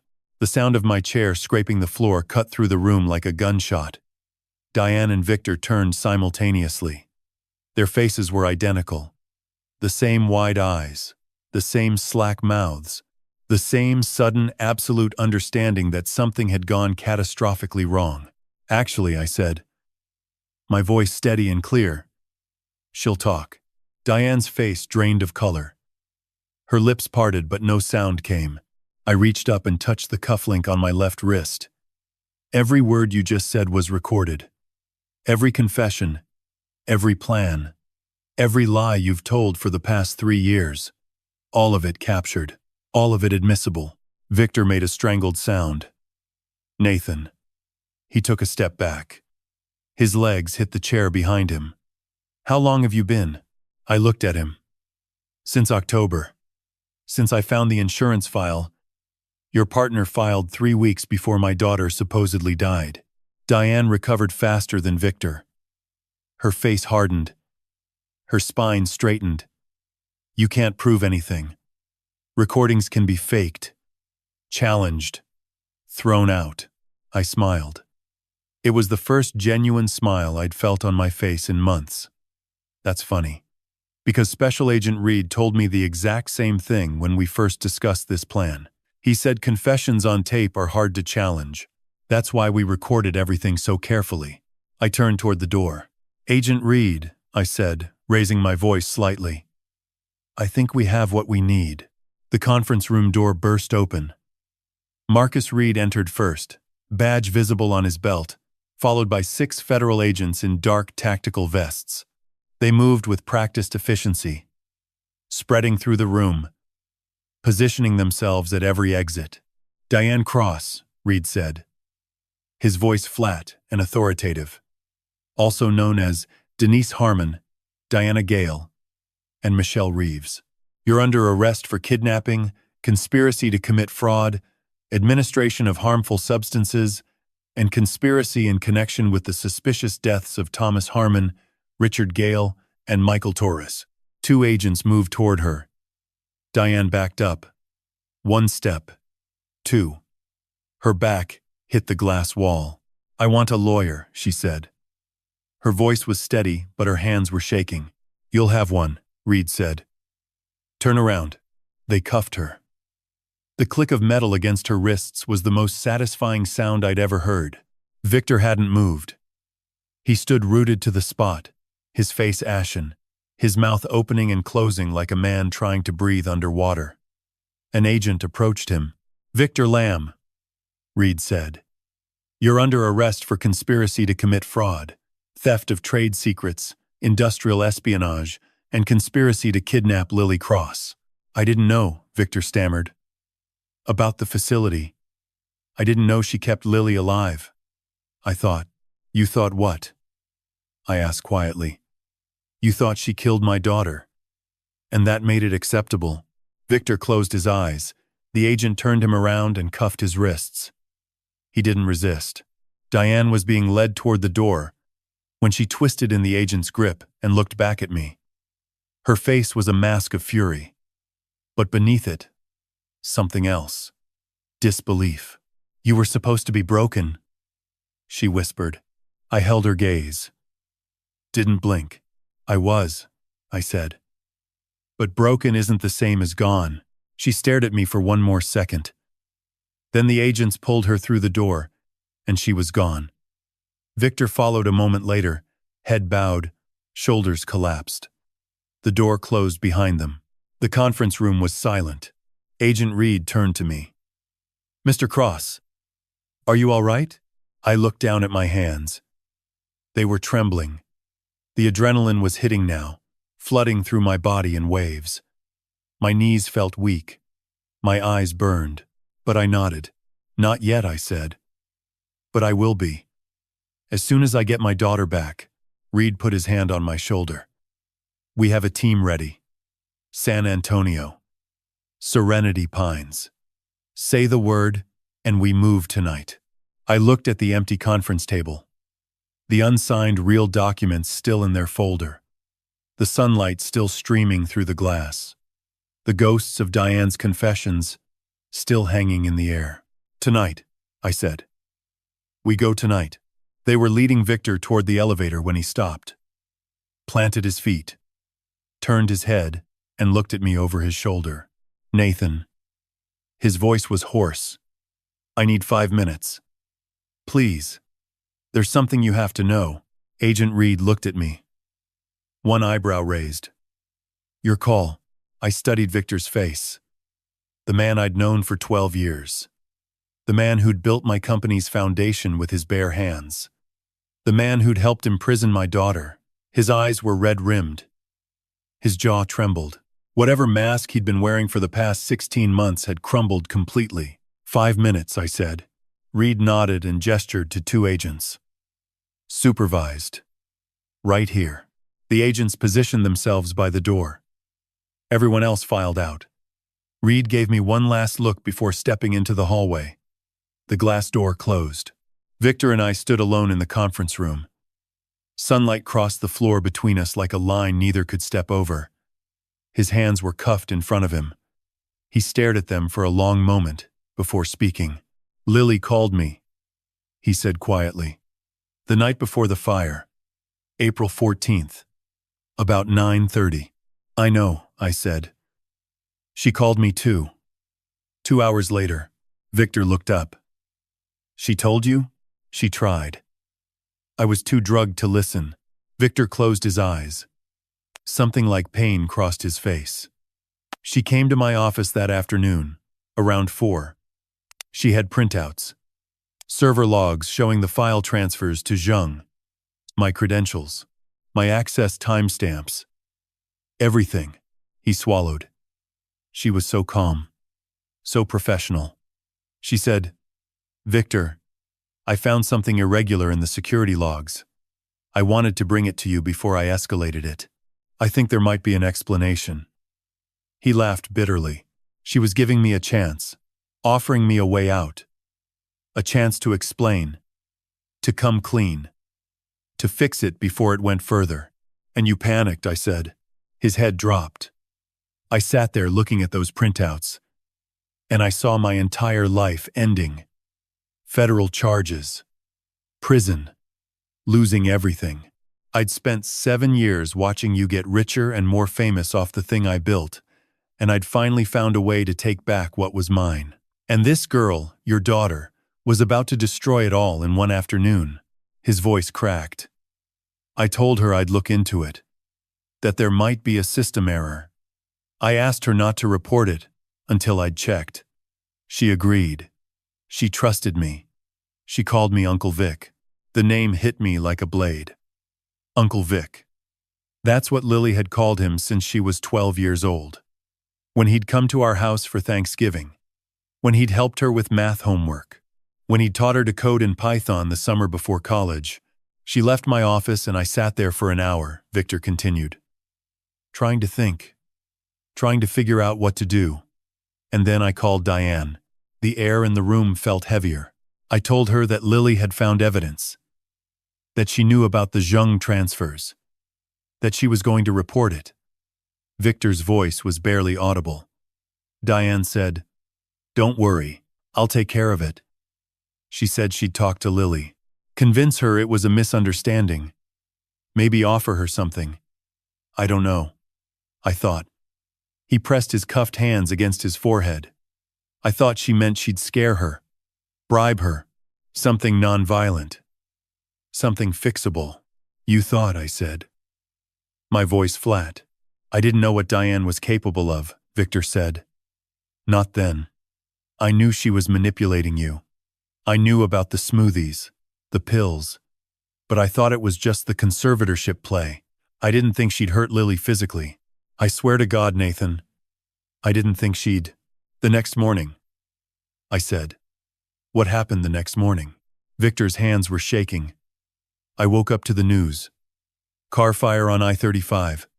Lily's vehicle. Remains found inside. I called Diane immediately. I was hysterical. I said, "What did you do? What the hell did you do?" And what did she say? Victor looked at me. His eyes were empty. She laughed. She said, "Calm down, Victor. It's handled. The evidence is gone. The girl is gone. Nobody's going to ask questions." He took a shaky breath. I said I wanted out. I said this wasn't what I agreed to. I told her I was going to the police. She said, "Go ahead. Tell them everything. Tell them you hired me to poison your business partner. Tell them you called me the night before a 23-year-old girl was murdered and said she needed to be dealt with. Tell them how you've been selling trade secrets to China for 8 months. See what happens." Victor's voice dropped to a whisper. She said, "You're an accessory now, Victor.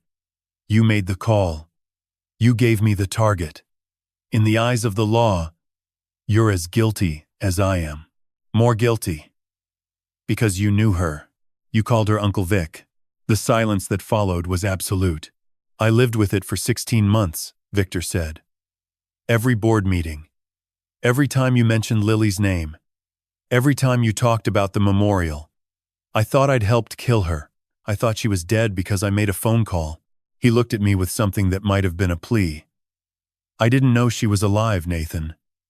I didn't know about the facility. I didn't know Diane kept her in that place. She told me Lily was gone. That the fire was real. That there was nothing left to find." I stared at him for a long time. This man who'd been my friend, my partner, who'd stood in my house and eaten my food and played with my daughter, who'd held my hand at Sarah's funeral and said, "I'm here for you. Always. I believe you didn't know Lily was alive," I said finally. My voice was calm, cold. "I believe you thought Diane killed her. And I believe you've been living with that guilt for 16 months. Victor's shoulders sagged with something like relief. "But Victor," I continued, "you made the call. You gave Diane my daughter's name. You said she was a problem that needed to be handled. Whether Diane killed her or imprisoned her, you put Lily in that woman's hands. You loaded the gun and gave it to her. The fact that she aimed it differently than you expected doesn't make you innocent." Victor said nothing. His chin dropped to his chest. "You called her Uncle Vic," I said. "And then you traded her life for a deal with a Chinese tech company. That's who you are now. Whatever I did to you 7 years ago doesn't change that." "I know," Victor whispered. "I know." The door opened. Agent Reed stepped inside. "Time's up, Mr. Lamb." Victor stood. The agents took his arms. He didn't resist. He didn't look back. The door closed. I was alone in the conference room. Through the glass walls, I watched them lead Victor to the elevator. His shoulders were slumped. His head was down, a broken man being carried toward the consequences of his own choices. I didn't feel satisfaction. I didn't feel closure. I felt the weight of the past pressing down on me. My broken promise, his broken conscience, and somewhere between us, my daughter, caught in the crossfire of 2 men's failures. But she was alive. That was the only thing that mattered now. I pulled out my phone and called Reed. "How soon can we move on Serenity Pines? We're assembling the team now. Wheels up in 90 minutes. You want to be there?" I was already walking toward the elevator. "I'll meet you at the airfield." 9:47 in the evening. 3 black SUVs moved south on Interstate 35. Headlights cutting through the Texas darkness. Flat, open land stretched in every direction. Mesquite trees and scrub brush. No streetlights. No buildings. Just empty highway and silence. I sat in the back of the lead vehicle beside Agent Reed. Neither of us spoke. My hands rested on my knees. They hadn't stopped shaking since we left Austin, 200 miles. That's how far my daughter had been this entire time. A 3-hour drive. Close enough that I could have reached her on any given afternoon if I'd only known where to look. 16 months of believing she was gone. And she'd been right there. Under the same Texas sky, the GPS said 12 minutes. Reed turned to me. We go in quiet. My team secures the perimeter and enters through the front. Once the building is clear, I'll bring you to her room. Stay behind us until I give the word. Understood.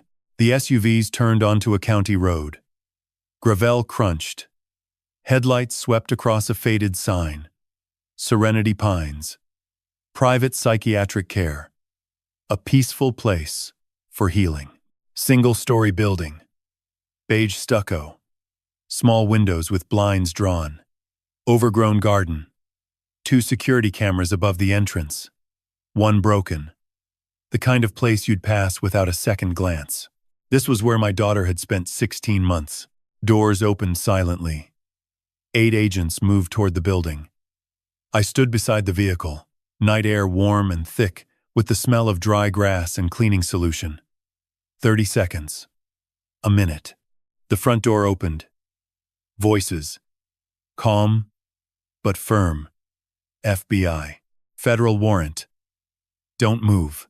Then Reed's radio. Building secured. Nathan. Come in. I moved.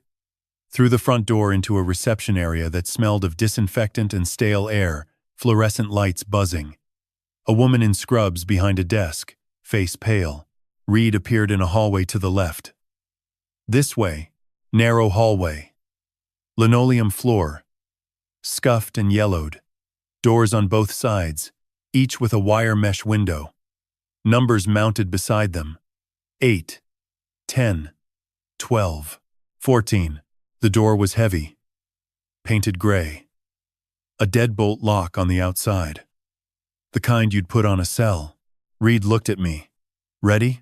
I nodded. He unlocked the deadbolt. The click echoed through the hallway. He pulled the door open. Small room.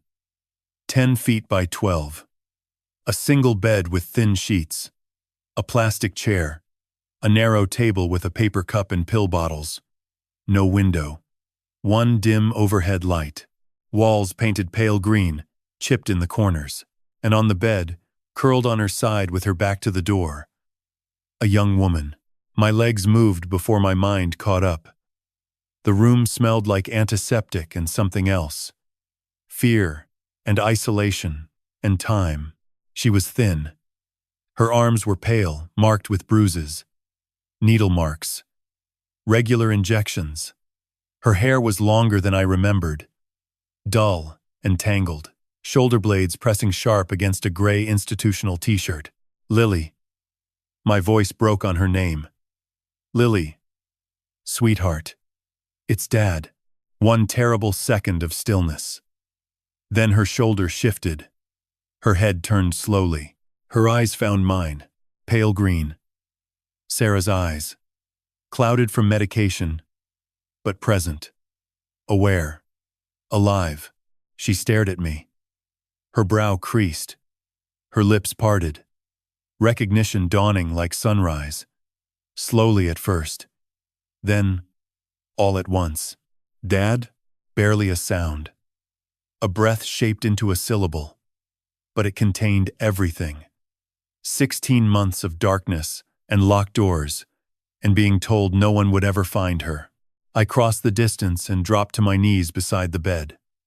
My hands found her face, cupping her cheeks, feeling bones too sharp beneath skin. Her eyes filling with tears. I'm here. My voice shattered. I found you. I'm here.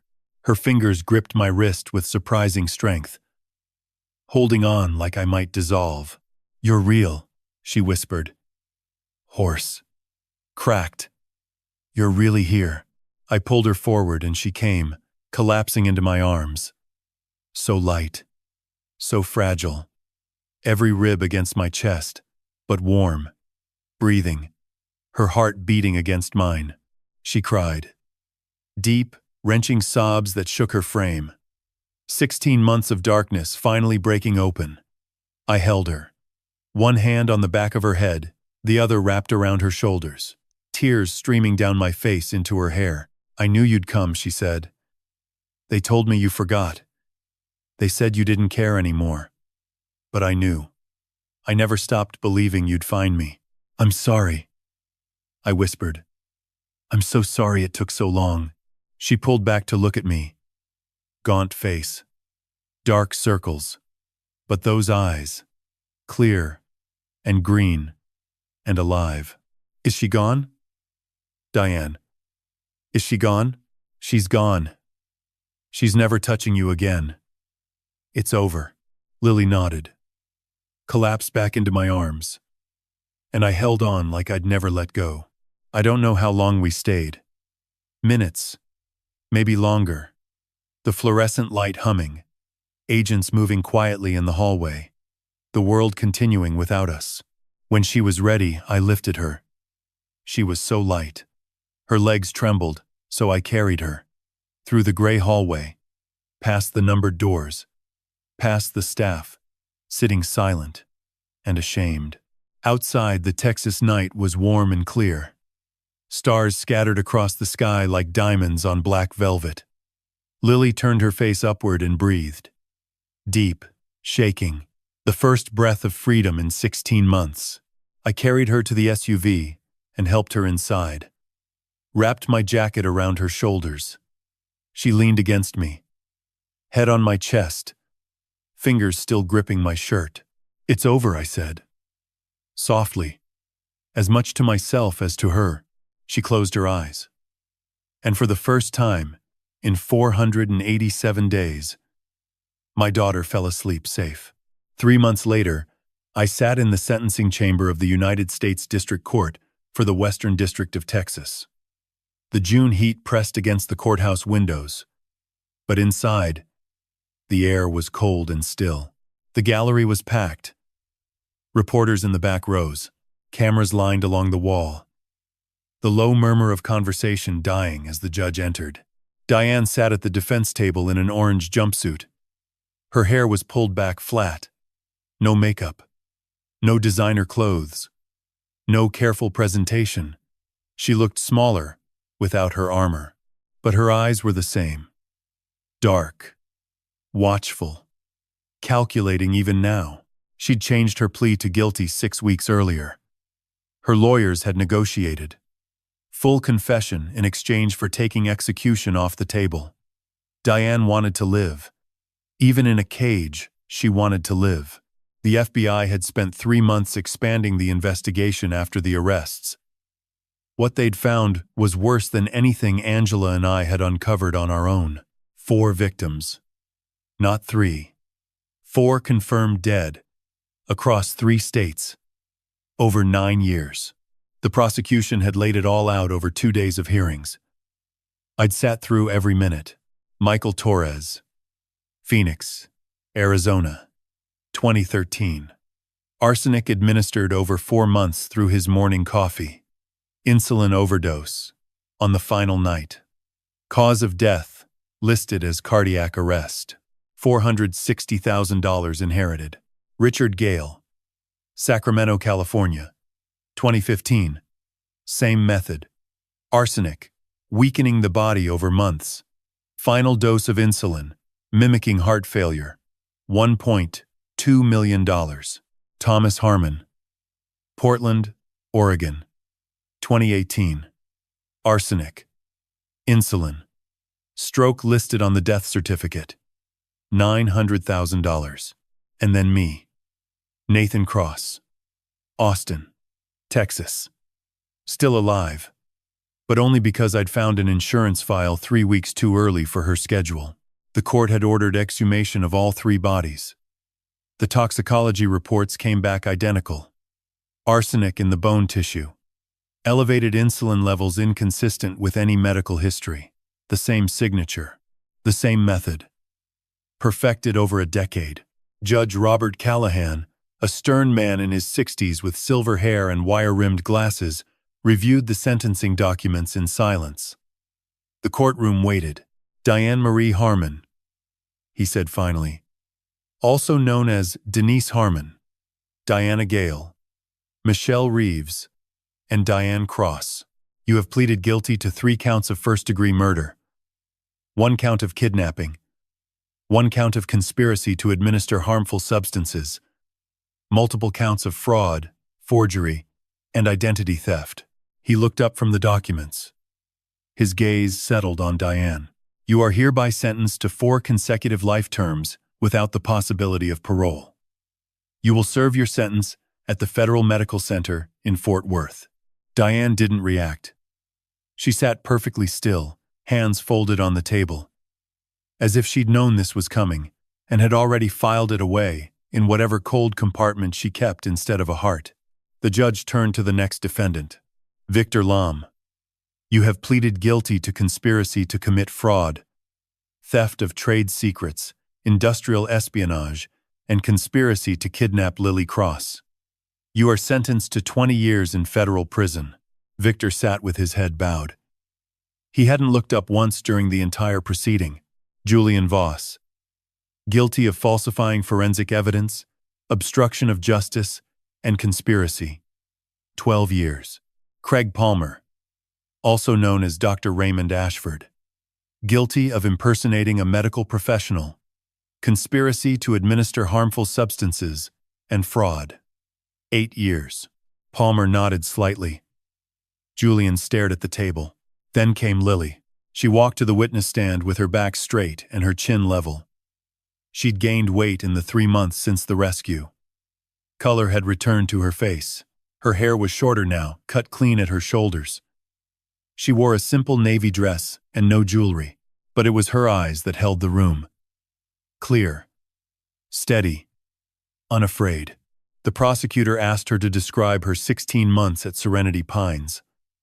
Lily spoke without notes, without hesitation.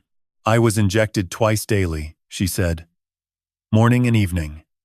The injections made me confused, disoriented. I couldn't think clearly.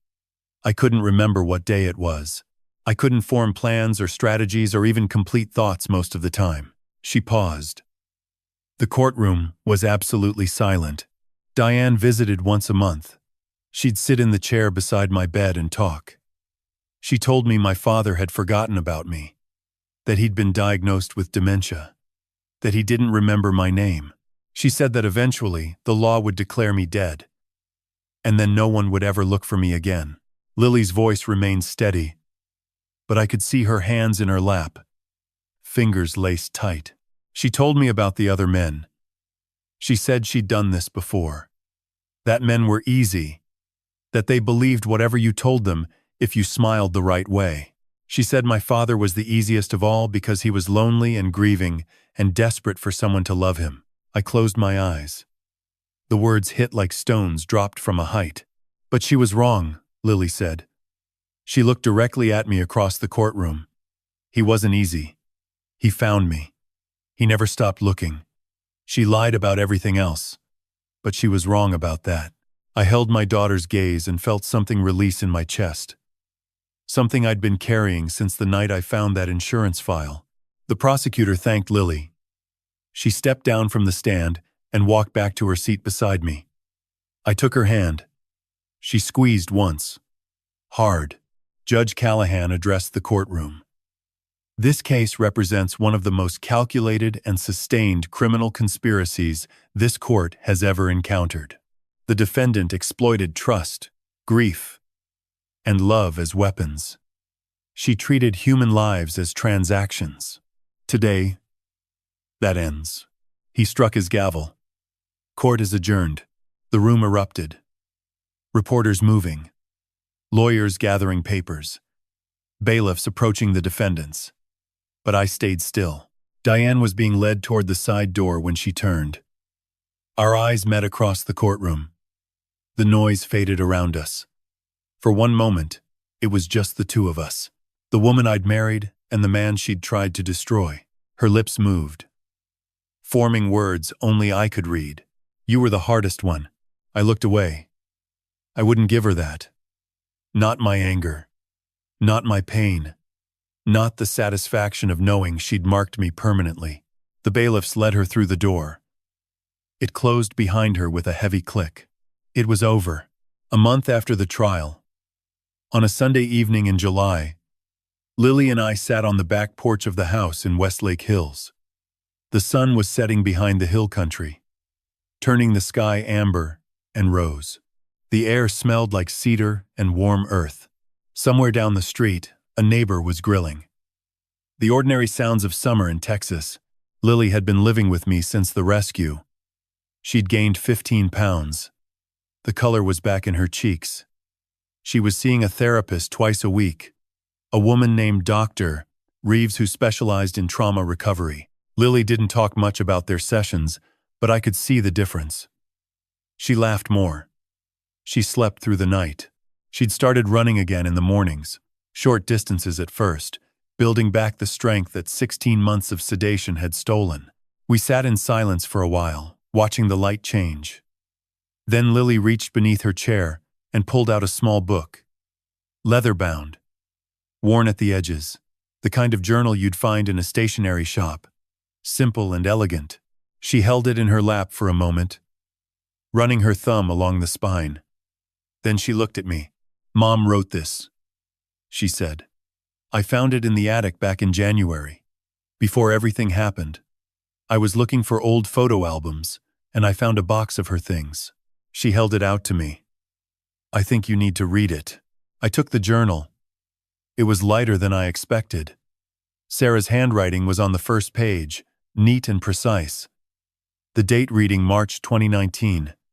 4 years before Lily disappeared. 8 months before Sarah died. I opened it carefully.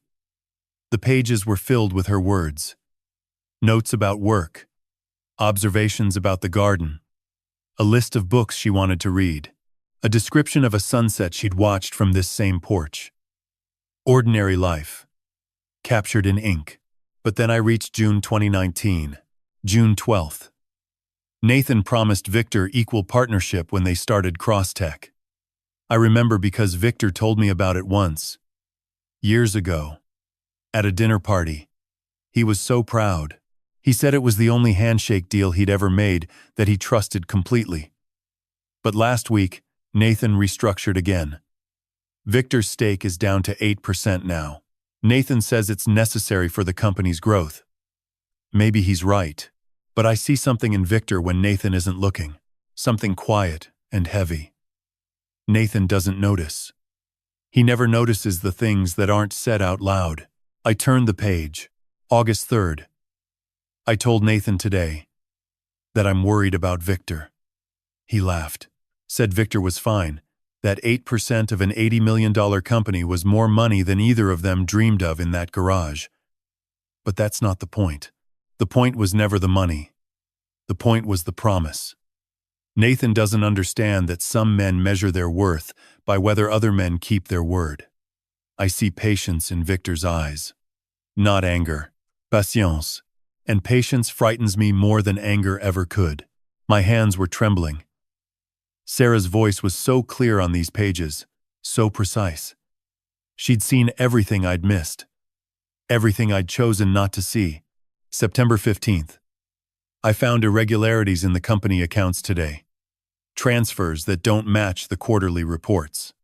Small amounts, but consistent. I think it's Victor's department. I haven't said anything to Nathan yet. I want to be sure first. But I'm afraid of what I'll find. October 2nd. I confronted Victor today. Privately. After the board meeting, I told him I'd seen the discrepancies. He went pale. Said it was a bookkeeping error. Said he'd fix it, but his hands were shaking. I've known this man for 10 years. I've never seen him afraid before. I don't think it's a bookkeeping error. I think Victor is stealing from us. And I think he's been doing it for a while. I closed my eyes. Sarah had found Victor's embezzlement. Months before she died. She'd confronted him alone, just as Lily would do. 5 years later, about the Zheng transfers. The same pattern. The same courage. The same danger. I turned to the final entry. October 28th, 2019. 2 weeks before Sarah died. I don't know what's coming. I feel it though. Something in the air. Something wrong. Victor has been avoiding me since I confronted him. Nathan is buried in work and doesn't see it. I've thought about telling him, but I'm afraid it would break something between them. Their friendship, their partnership, everything they built together. Maybe I'm being paranoid. Maybe it's the illness talking. The treatments make me see shadows where there aren't any. But if something happens to me, if I'm wrong about being paranoid and right about being afraid, then whoever reads this, please, protect Lily.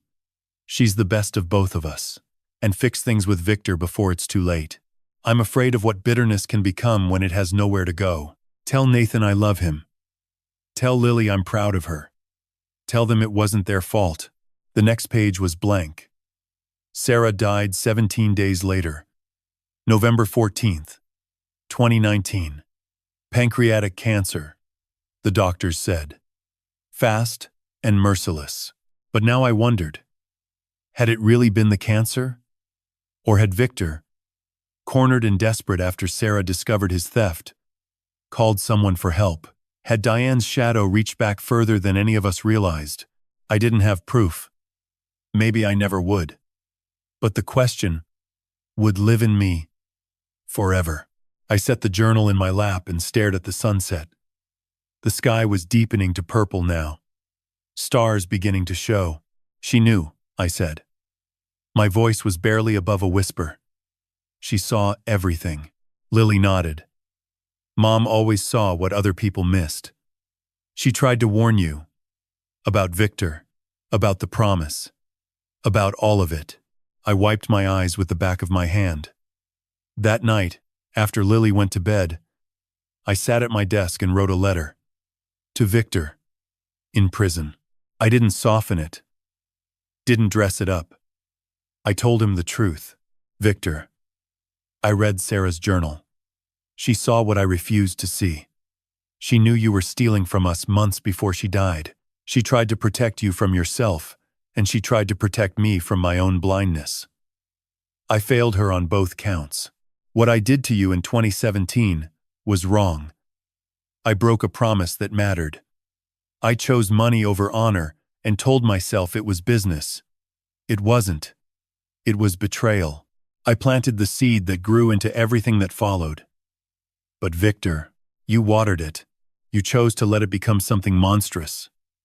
My broken promise doesn't excuse your choices. Understanding why you did it doesn't make what happened to Lily acceptable. I'm sorry for what I took from you. But I will never forgive what you took from us. Nathan. I sealed the envelope and set it on my desk. Tomorrow, I'd mail it. Tonight, I sat alone with Sarah's journal in my hands, feeling the weight of her words, her wisdom, her warning that came too late. She'd tried to save us all, and none of us had listened. 6 months after the trial, I stood at the podium of the Austin Convention Center, facing 2,000 people. The September light streamed through the skylights above, warm and golden. In the front row, Lily sat beside Angela Torres and Harold, our family attorney. Lily was smiling. Not the careful, guarded smile of her first weeks after the rescue. A real one. Full and unafraid. She'd gained back all the weight she'd lost. Her hair was thick and healthy, cut at her shoulders. She'd been accepted into the University of Texas cybersecurity program, starting in January. She said she wanted to understand systems, how they broke, how they were exploited, how to protect the people inside them. I gripped the edges of the podium and looked out at the crowd. 6 months ago, I said, my daughter was rescued from a facility where she'd been held captive for 16 months, drugged, isolated, told that no one was looking for her, that her father had forgotten she existed. The room was silent. She survived because she refused to believe that. And I found her because God gave me one small clue. An insurance file with a date that didn't make sense. One detail. One thread. And when I pulled it, The whole lie unraveled. I paused. Today we're launching the Lily's Light Foundation. Its mission is simple: to make sure that what happened to my daughter never happens to anyone else without someone noticing, without someone pulling that thread. The applause began. I stepped back from the podium and Lily took my place. She spoke for 12 minutes without notes. About captivity. About survival. About the moment she'd opened her eyes and seen my face in that doorway. About what it meant to be believed. Within a month, her speech had 2 million views online. People wrote to us from across the country. Stories of financial abuse, of partners who controlled their medication, of family members locked away in facilities they couldn't leave, of lives being slowly dismantled by people who were supposed to love them. The foundation helped 31 people in its first 90 days. Angela Torres joined as Director of Investigations. We partnered with 3 law firms offering pro bono representation. We funded a hotline, built a website, created a network of therapists specializing in financial abuse and coercive control. At Crosstech, I made changes too. I stepped back from daily operations and hired a new CEO, a woman named Rachel Okafor, with 20 years of experience in ethical technology leadership. And I did something else. Something I should have done 7 years ago. I restructured the company's equity. 30% of Crosstech's shares were transferred into an employee ownership trust. Every person who'd helped build that company now owned a piece of it, the way it should have been from the beginning, the way I'd promised Victor it would be. On a napkin in a barbecue restaurant 12 years ago. It didn't undo what I'd done. It didn't bring back the years Victor spent bitter and vengeful. But it was right. And sometimes, doing the right thing late is better than never doing it at all. On a cool October morning, I drove to the cemetery where Sarah was buried. The headstone was simple. White marble. Her name. The dates. And beneath them, the words she'd chosen herself, years before the cancer took her. Love is patient. Love protects. I knelt beside it and placed white lilies in the holder. Her favorites. I heard you, Sarah, I said quietly. Finally. I read your words and I heard what you were trying to tell me. About Victor. About promises. About paying attention to the people around me instead of just the numbers on a spreadsheet. The wind moved through the oak trees above. Leaves scattered across the grass. I'm sorry it took so long. But Lily's safe now. She's strong. God, she's so strong. You'd be proud of her. I placed my hand flat against the cool marble. And I'm trying to be better. I'm trying to be the man you always believed I could be. A week later, a letter arrived from Victor. Handwritten on lined prison paper. Short. Nathan, I got your letter. And I heard about the employee trust. I don't forgive you. Maybe someday. But I forgive myself for becoming something worse than you ever were. That's enough for now. The trust. The shares for the employees. Thank you. It's more than I deserve. Victor. I read it twice, then placed it in the drawer beside Sarah's journal. That evening, Lily and I cooked dinner together. Something we'd started doing every Sunday since the rescue. She made her mother's chicken recipe, the one Sarah used to make for birthdays. I handled the salad. We worked side by side in comfortable silence. Music playing softly from the speaker on the counter. Dad, Lily said, tearing lettuce leaves into a bowl. Do you think you'll ever trust someone again? I thought about that, really thought about it. The question deserved more than a reflexive answer. I think so, I said. I think God doesn't put us here to live behind walls. I think your mother would want me to try. Lily looked at me. Carefully, she said. I smiled. Very carefully, she smiled back. And for a moment, standing in that kitchen, with the evening light pouring through the windows and Sarah's recipe bubbling on the stove, everything felt possible again. In my study behind glass sits the insurance document that started everything. The filing date. The beneficiary name. The tiny discrepancy that cracked open a 16-month lie. I keep it there not as a reminder of what we lost, but of what we found. The truth was hidden in plain sight. In a file I almost didn't open. On a date I almost didn't question. Sometimes, the thing that saves you is the smallest detail, the one everybody else would overlook. God places these threads in our path. The question is whether we have the courage to pull them. If there's one thing this story taught me, it's this: trust isn't weakness, but blindness is. When someone enters your life offering to heal your loneliness, to complete the story you thought had ended, pause. Look closer. Ask the questions that feel uncomfortable. Verify what can be verified. And listen to the people who love you when they say something feels wrong. The ones who hurt us most are always the ones we invite closest. They don't come with warnings. They come with smiles and smoothies and soft words in the dark. They come looking exactly like the answer to your prayers. But God also sends warnings. Small ones. A date that doesn't match. A name that doesn't check out. A daughter who calls late at night with fear in her voice. Pay attention. Those warnings are grace. We survived. We healed. We built something that helps others survive too. And now, finally, we're ready for whatever comes next.